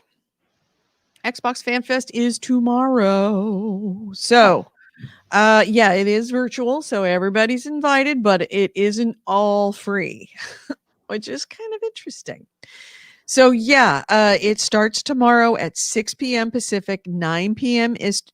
Eastern, in order to register for it.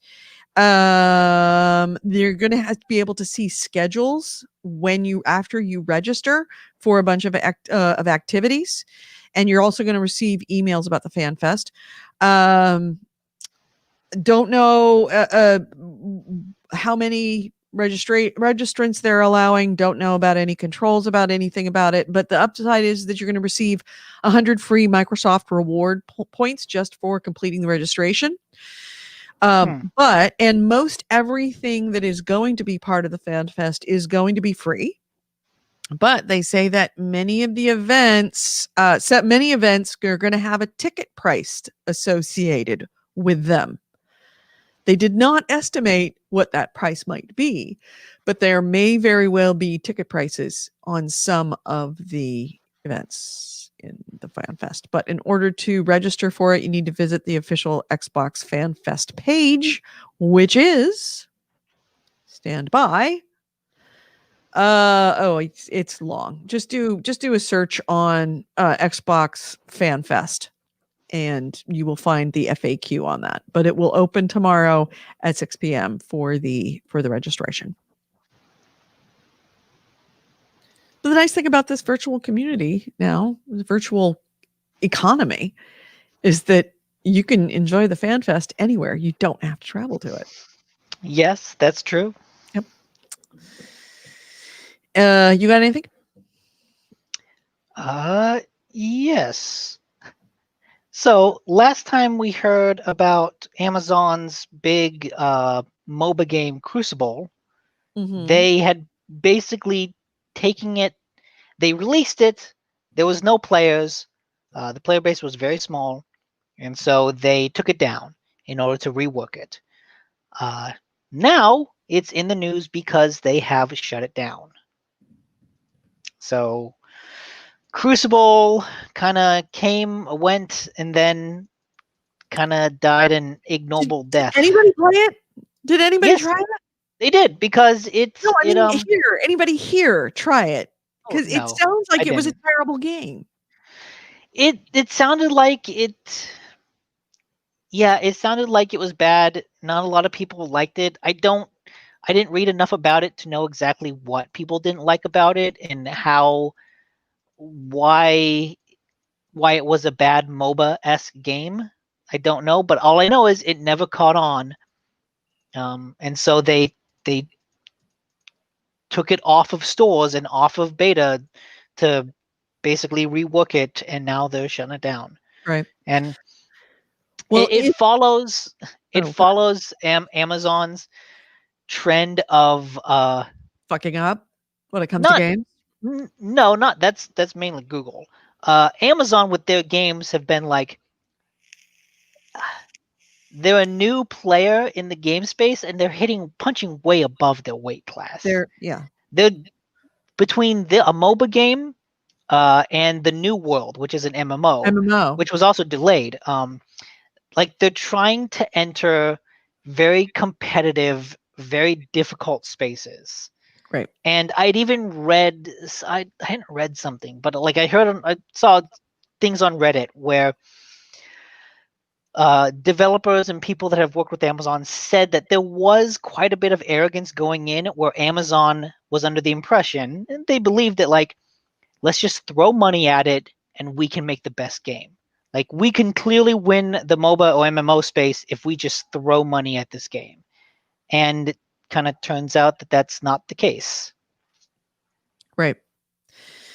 Yeah, and if you were one of the people who actually paid for it, first off, developers are going to be hosting what they call a final play test and community celebration, all three of you.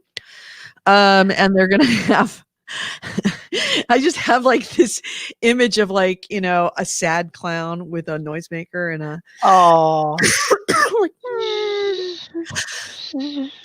but according to their blog, that's what's going to happen. And then once that's done, they're going to disable the matchmaking. You'll still be able to play custom games and they're expected to be available in coming days until 3 p.m. Eastern time on November 9th, and then it goes dark. The company says it is offering a full refund to anyone who purchased the game. If you want a refund, you do have to go to their AmazonGames.com refund. You can just go to, I'm sure AC Wraith is going to put up a link. But yeah, if you do a Google search on "can I request a refund for my Crucible purchases," it will probably take you to the Crucible support page for Amazon Games. So yeah, that happened. I don't know. I mean, everybody was working on it has been repurposed for that MMO.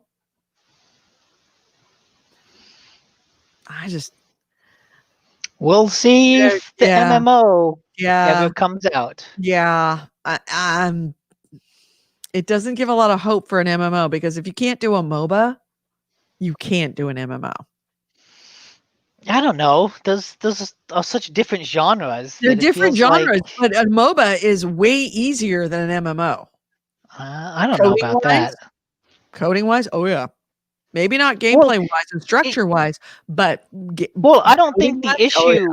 I don't think the issue was the coding. I think the issue was the design and the playing of it. Like, there's something about that they didn't like.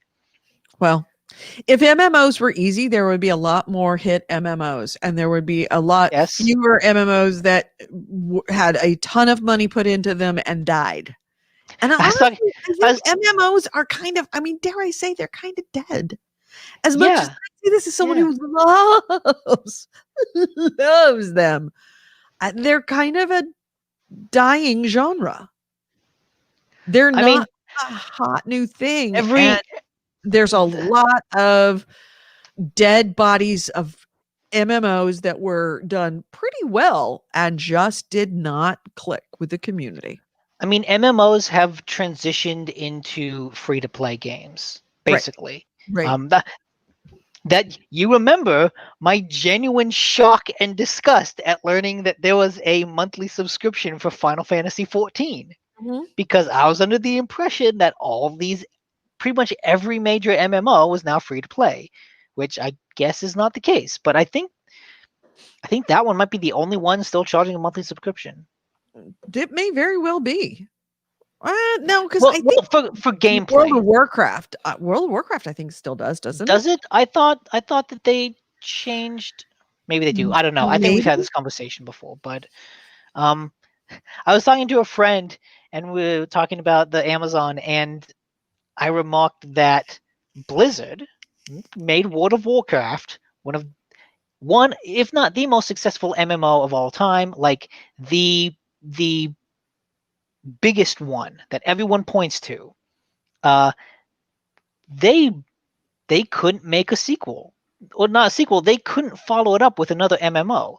Mm-hmm. Like, they were planning to, and then things just didn't come together, and they ended up repurposing all those assets in order to make Overwatch. But like, the developers of World of Warcraft were unable to make that lightning strike twice. Mm-hmm. Like, that's how difficult the genre is. It's like the guys that made one of the biggest, most successful MMOs of all time couldn't make another one.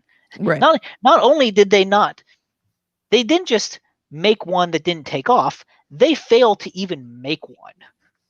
Yeah.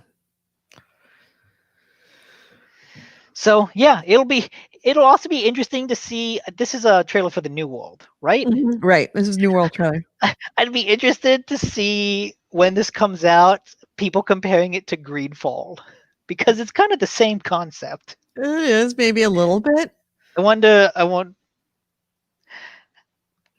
Yeah, I'm curious how much people might look at it and go, "Oh, this is just a ripoff of Greedfall." Yeah.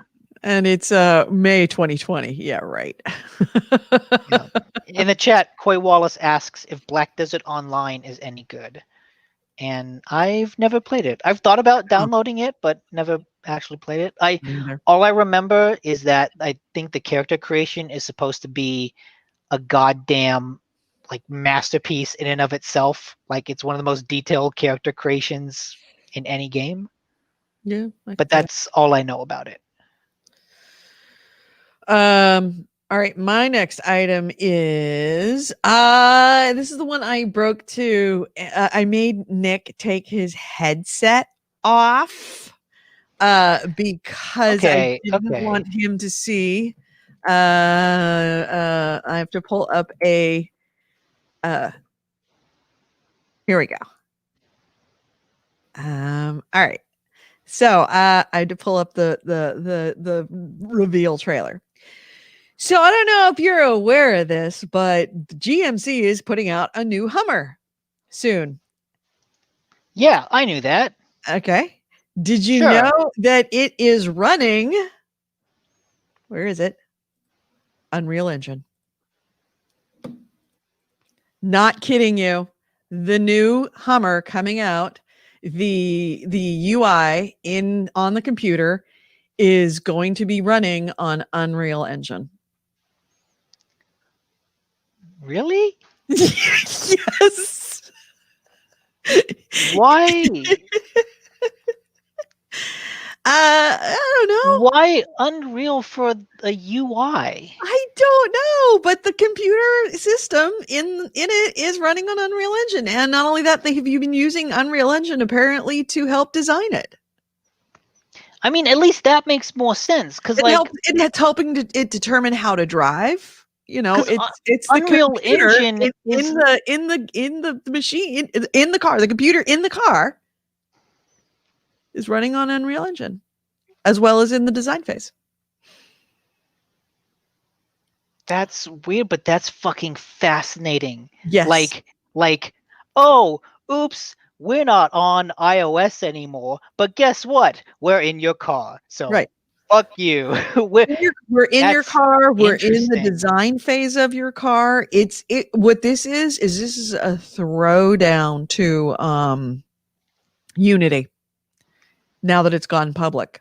Well, it's not so much that as is Epic basically saying our engine is so versatile it can be used for things not just outside of games.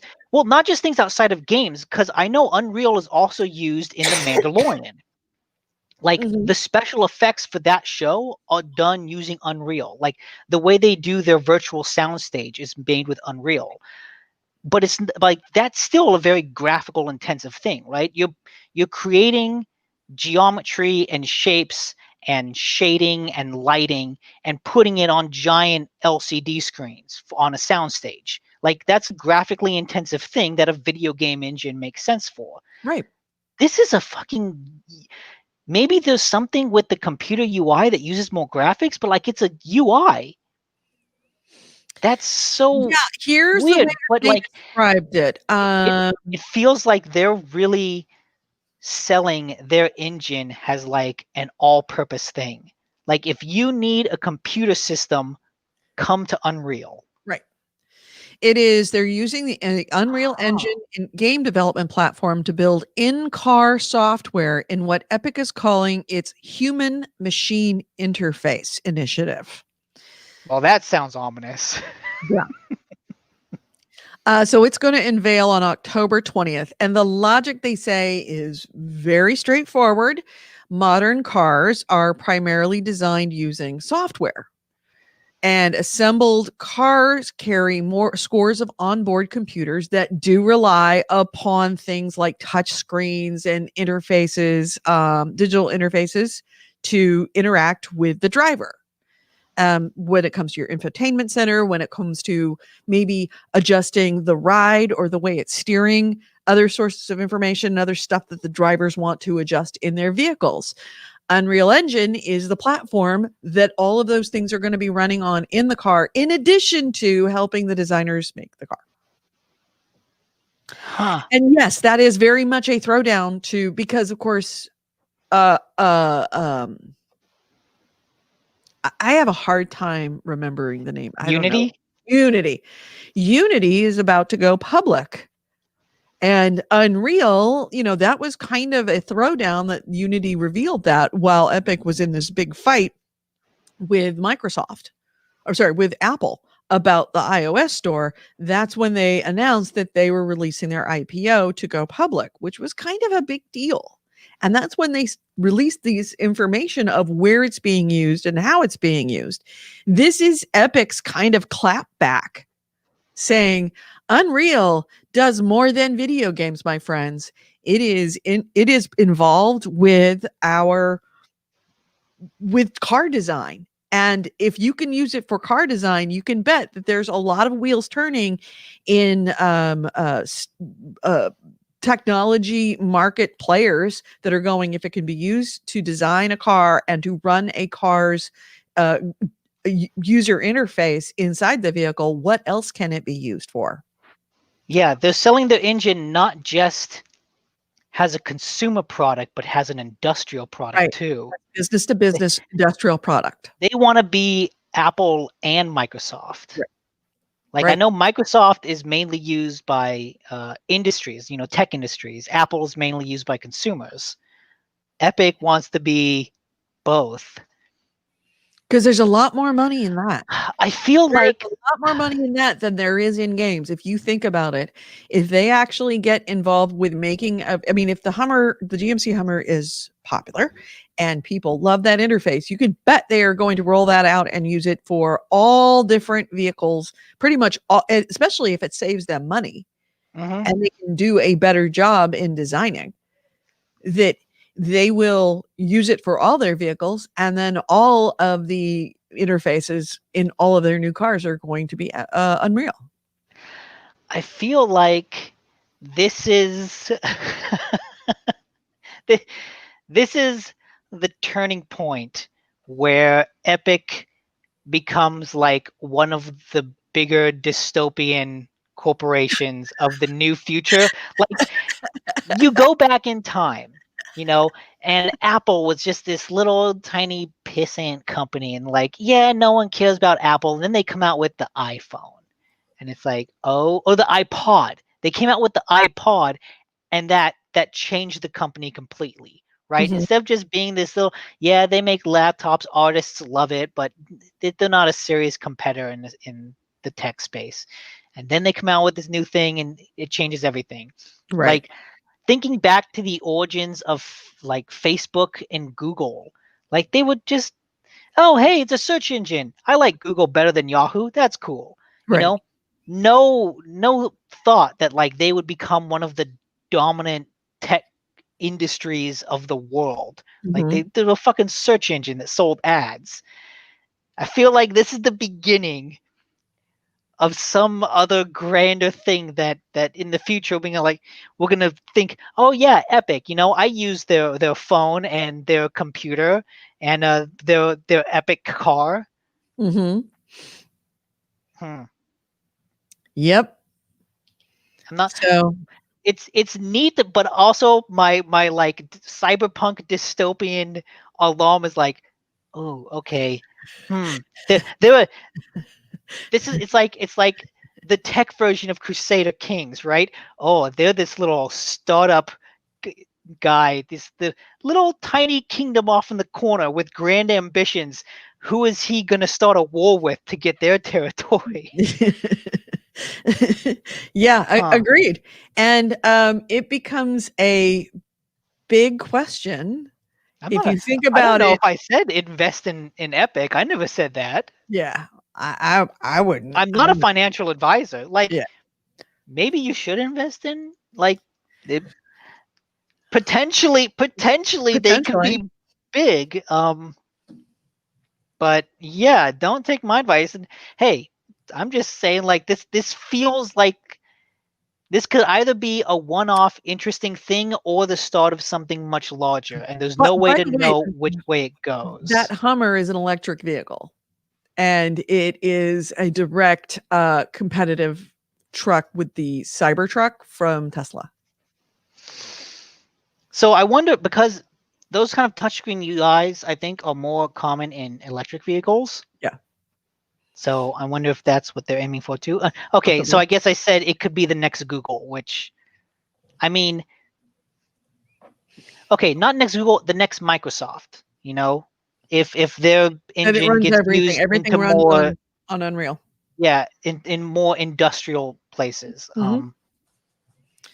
Like I said, that is my dystopian speculation, where now whenever someone hacks Unreal, they could use it to hack your Hack car. cars. Right. If someone figures out a workaround for a video game, oh, now I can use that to work around my car. Mhm. But looking at the bigger picture with the lawsuit with Apple, what happens if Apple wins? And if they're using this Unreal thing in other places, like, say, like you can sync up, I would imagine you would be able to sync up your car, your Hummer, with your I know every time I say Hummer, it sounds dirty. I know. Yeah. But you, but unlock your car on using your Are you saying iPhone. the car will only be, the app won't work on iOS? Just saying, there's a lot of implications here that we may not appreciate. So if That I have to do plug with Unreal. my iPhone into my car, it won't be able Does to your charge. iPhone Oh, explode? I'm sorry. No, it's like, oh, we see you're using an iPhone. Charging capabilities are not available for Right, iPhone. exactly. Like, Yeah, right. Device not such recognized. a dick move. So anyway, yeah, that was my kind of weird news story of the day. The Medium. Interesting. Remember the Medium that you heard about? I think was it one of the, was it Sony's? Microsoft. Was it Microsoft's? Yeah, the Medium. It's going to drop on December 10th. That came out this week. That it's being done by Bloober, who did the Blair Witch and Layers of Fear. Yeah. Bloober team. They are doing the Medium. That is the high psychological horror game coming out for the Xbox Series X and S, and also for PC through Steam and Epic Game Store. December 10th is when it's going to drop. And they have a new trailer out. I'm intrigued by that game because it looked like one of the few that was actually using the SSDs to do something new gameplay wise. Mm-hmm. But I don't know if that's actually true or if that was just a trick of the trailer. And also, Blooper Team makes bad games. I'm just going to say that. I don't like their stuff. Do they? I don't like their games. Really? I found them kind of boring. Yeah, well, they might have something to prove with you. And it's really funny because you love horror games. Yes. And the Layers of Fear is kind of a good horror concept. Something that works in 30 seconds, stretched out for like 5 hours. It's like, okay, this has gotten monotonous and boring. Right. And I played Observer at a PAX and just kind of didn't like it. But this game looks neat. And hey, if it's on Game Pass, that would be fucking awesome. Right. Then we don't even have to buy it. If it's on Game Pass, though. I don't know if it will be. All right. So, you next, Adam? Yes, this is something I actually just found. apparently Genshin Impact has grossed over 100 million in less than 2 weeks of being released. Really? $200 million or 2 million copies? No, over 100 million, $100 million. Because it's a free-to-play game. And so in 2 weeks, it's grossed about 100 million. And I guess that is in China, Japan, Korea, and the US. And apparently, it's one of the most successful launches for an original IP from a Chinese dev. Yeah. So kind of interesting. Just I heard about that game on Waypoint, and I saw a little bit of it on Giant Bomb, and when they said, "Oh yeah, it's kind of Breath of the Wild clone, but more RPGs and free to play," that was what made me think, "Okay, I'll go download it and try it out." So that's neat. Yeah, it's good.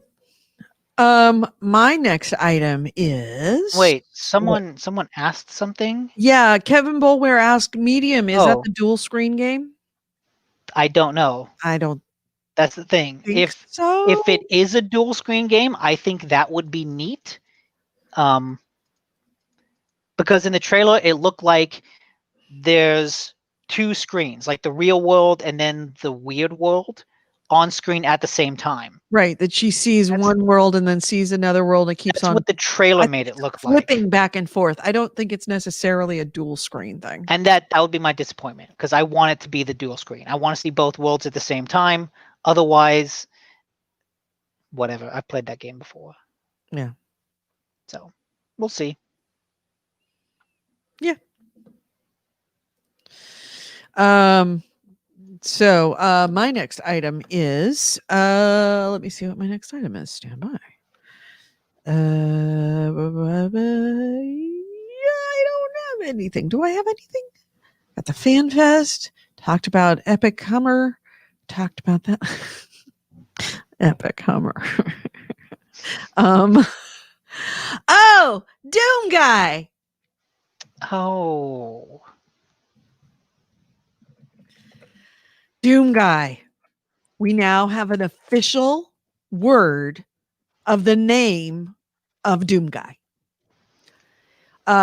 So yeah, this comes from id Talk co-founder John Romero.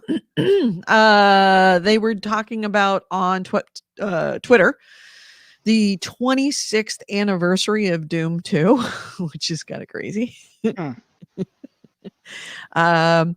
And they had a bunch of Doom themed goodies for fans, and they had trivia questions. If you answered the right question, you won a prize, that kind of stuff. And one question came out, and a fan pressed Romero with a question of he says, quote, "I still want to know if Doom Guy's name is BJ Blazkowicz, Flim Taggart, John Kane, or what?" And do you know what Doom Guy's name really is? His real name is? What is it? If it's an actual name, I feel like you're doing the world a disservice. Romero replied simply, "Doom Guy's name is Doom Guy. It is officially Doom Guy. There is no other name. Doom Guy's name is Doom Guy." Okay, good. Yeah. So Like I was saying before the show, he should remain a nameless character because he's not a human being. He is the manifestation of Doom. He is Doom incarnate. Mm-hmm. He brings doom to demons. That is what he is. He's not human, really. Doom Guy's name is Doom Guy. So good. That just says it all, doesn't it? So do you have anything else? Yeah. So I guess Jason Schreier has been reporting about crunch at CD Projekt Red, which this isn't something we talked about before, but CD Projekt Red, way back when, had said, like, we will not institute crunch for Cyberpunk. And then a couple weeks ago, they said, we're instituting crunch for Cyberpunk. And so a lot of people have kind of been criticizing them for that, for actually not adhering to it. But I guess there was something I'm reading a tweet thread by Jason, and I guess someone had said that people in the company asked for a 6-day work week over delaying the game again. That was a Oh, choice really? people in the company, workers, had made. I could see that. So he tweeted, to clear up another point, I asked a couple of CDPR devs if it's true that the majority of them wanted 6-day weeks over a delay. They said that conversation never took place. One, we got the email and then a meeting with our team leaders. It was never an option or question. Oh, that's a bad look. That's a real bad look. Yeah, I'm not sure who it's one thing to institute a crunch. It happens in every company. It just gets a lot more attention on this game because they had said we're not doing a crunch because they said that preemptively. Ha ha ha ha ha. Shut the fuck up. Don't say things like that because you don't know. Second, it's even worse that they said we asked our employees and they want to do a crunch. They want to do a 6-day work week. And then not having had that information actually sent out properly. Ha ha ha ha. Shouldn't have ever said anything about crunches, period. I hope CD Projekt Red learns from their mistakes. Is that they should have, if they had not said anything about crunch, this wouldn't be a topic. But they went on the record. Do not write checks with your mouth. Your body can't cash. Yep. So yeah, still looking forward to it. Yeah, and it doesn't really change my opinion of CD Projekt Red or Cyberpunk 2077, simply because I thought it was unfreaking reasonable for them to say that they weren't having a crunch. Well, it's not unreasonable. That was not. It's just not possible for a game of this size and of this, bigness to not have a crunch. It just isn't. You are part of the problem. Maybe, yes. But I've also worked in enough companies that, any other company, whenever you're working on a project, there is a crunch. It always is. Always is a crunch. It's never a completely easy and we get it done on time and we're fine. That never happens. In a perfect world, yes. In theory, absolutely. Positively, in theory. There isn't, whether you're building a building, whether you are building software, whether you are putting together a freaking camping trip, there is always a crunch. It is. That is a law of business that your project will take up at least 10% more time. This is a thing. I remember one of the few things I remember about college is this statistics. There is a theory in law, in project management, or not law, but business and project management, that whatever project you have will take 10% longer than the space you give it. If you give it a year, if it's a 6-month project and you give it a year, it will take 1 year and a little bit less than 1 month to do. Space, everything, nature abhors a vacuum. And when you are doing a project, time is the space that gets filled up. Always, always, always. Always. You can never schedule enough time. There is always a crunch. No. Not an excuse. There's a crunch when you move. There's a crunch in your weekend. You have 30 things that you need to do this weekend, and you are always pressed at the very end to get that last third thing done. Still crunches happen. Always. Always. Yeah, except that weekend crunch, that doesn't take 70 hours. Right. And Kevin Mulware does point out that Poland, where CG Projekt Red comes out of, has very strict rules about overtime. So they are getting paid for all the time. Well, good on them. So at least they're not being abused as workers in the US. You Right. know, at least they're not being taken advantage of as bad. And he points out there is a very good reason why maybe some people that were polled and not others wanted to do it is that they would miss their 2020 bonuses if they didn't crunch, if they pushed it. Maybe. And yes, Andre Labar, AC Wraith made sure that we have information about gameworkersunite.org.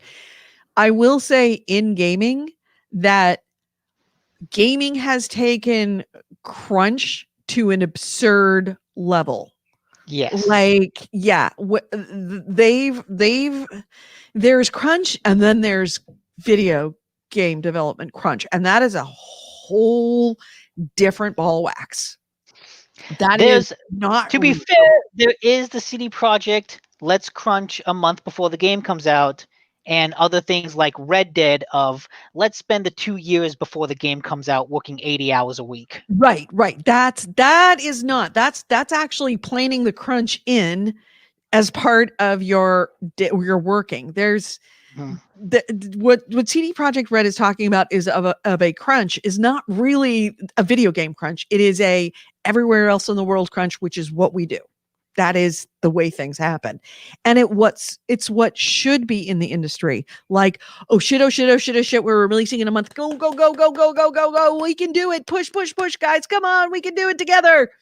And then there's like, welcome to the job. You are going to be crunching for 2 years. That's not okay. Also, I think it is worth saying, like, between Poland and the US generally treats workers worse. And so the need for a union like Game Workers Unite is much larger in the US than other places. So Right. Unionize workers here because they are uniquely fucked. Right. Everything is written against them.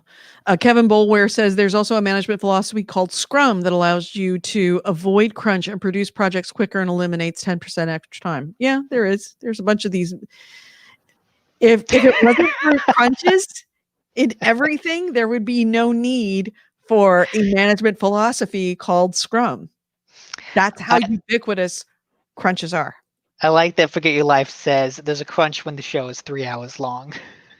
I know! And there's always that one guy who wants to make it 3 hours. Dick. I'm not trying to do anything. It's not you. I'm just talking. Nick. It is not you. Okay. Okay, and also in the chat, fuck, I forgot who did it. I think AC Wraith did it. Sent a link to a Game Reactor blog where Medium shows off the split screen gameplay of the Medium. Or Blooper Team shows off the split screen gameplay of the Medium. So that it actually is split screen all the time. Okay, that's kind of cool. Which I think makes it genuinely more interesting than anything else from them that I've played. So good on them. Good on them for using the hardware in a new, cool way. So the way that we are managing our crunch time for our show, and this is my new thing. I don't know if you've noticed it. It is called the Venti Ice Flat White management program. And what it is I drink a Venti Flat White right before the show. And the show can only last as long as I can, my bladder and my bowels can. So we're shutting the show down right now. See? There's always things, there's always a management philosophy that you can pull in. And the drink a flat white before the show management philosophy cuts down the length of these shows by 20%. But don't you want to know about Final Fantasy XIV on PS5? No, I want to know about the bathroom right now. So that's what we're going to do. So on that note, is there anything else you want to add? No, there isn't, Nick. Have a good night. And that question. Lies. Let's close this out. You've been Kevin listening Bowles says there are diapers around crunch time. You were listening to GameHounds, episode 566. We recorded this on Sunday, October 11th, 2020. I've been Edie Sellers. With me has been Nick DiNicola. If you ever want to get a hold of us, gamehounds.net is our website, and gamehounds@gmail.com is our email. You can listen to us on Sundays at 2 p.m. Pacific, 5 p.m. Eastern on a bunch of places. The audio stream is on Spreaker Live. That's speaker with an R, Spreaker.com.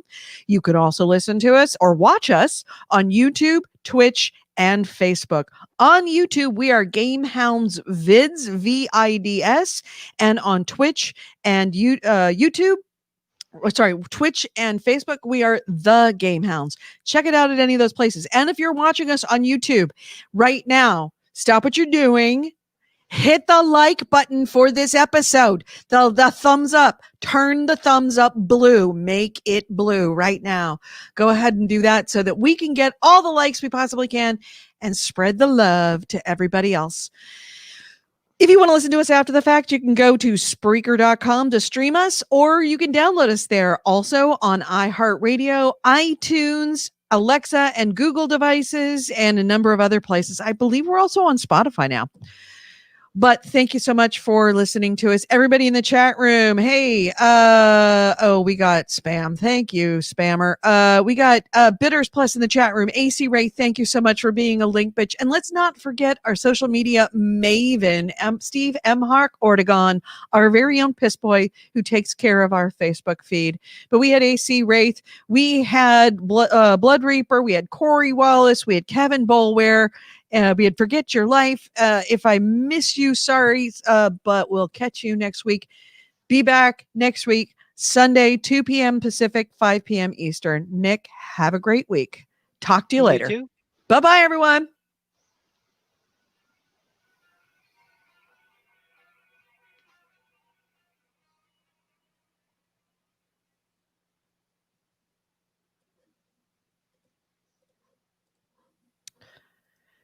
All right, we are out, and now we are leaving. I am leaving. I'm going away. Everybody in the chat room, thank you for joining us. Again, don't forget to hit the like button on this episode and all subsequent episodes, but especially on this episode because you're here right now. Thanks for having a great show with us. You guys are awesome, and we will talk to you all next week. And are we streaming tonight? What will we be streaming? Crusader Kings. I'll stream Crusader Kings. Absolutely. If you feel like coming in and watching, I could even start a whole new campaign. I don't mind starting a whole new campaign and streaming with you guys. We can play it together. It's not what you'd call a fast game. Huh. I mean, it can be fast if you turn it up to text me if you do. 5. Maybe I'll hop on Twitch to watch. Yeah. I'd be interested to see that. We'll start over. We'll pick a character. We'll pick somebody, and we will start over. And chances are I probably won't know the history behind it, but we could certainly do some history because historical research does help with this game. If you read about if you're starting as a ruler and you read about the ruler in that era, it actually does help because you are able to identify people who are going to be historically significant or part of that court. So, all right, everyone, we'll talk to you later. Bye.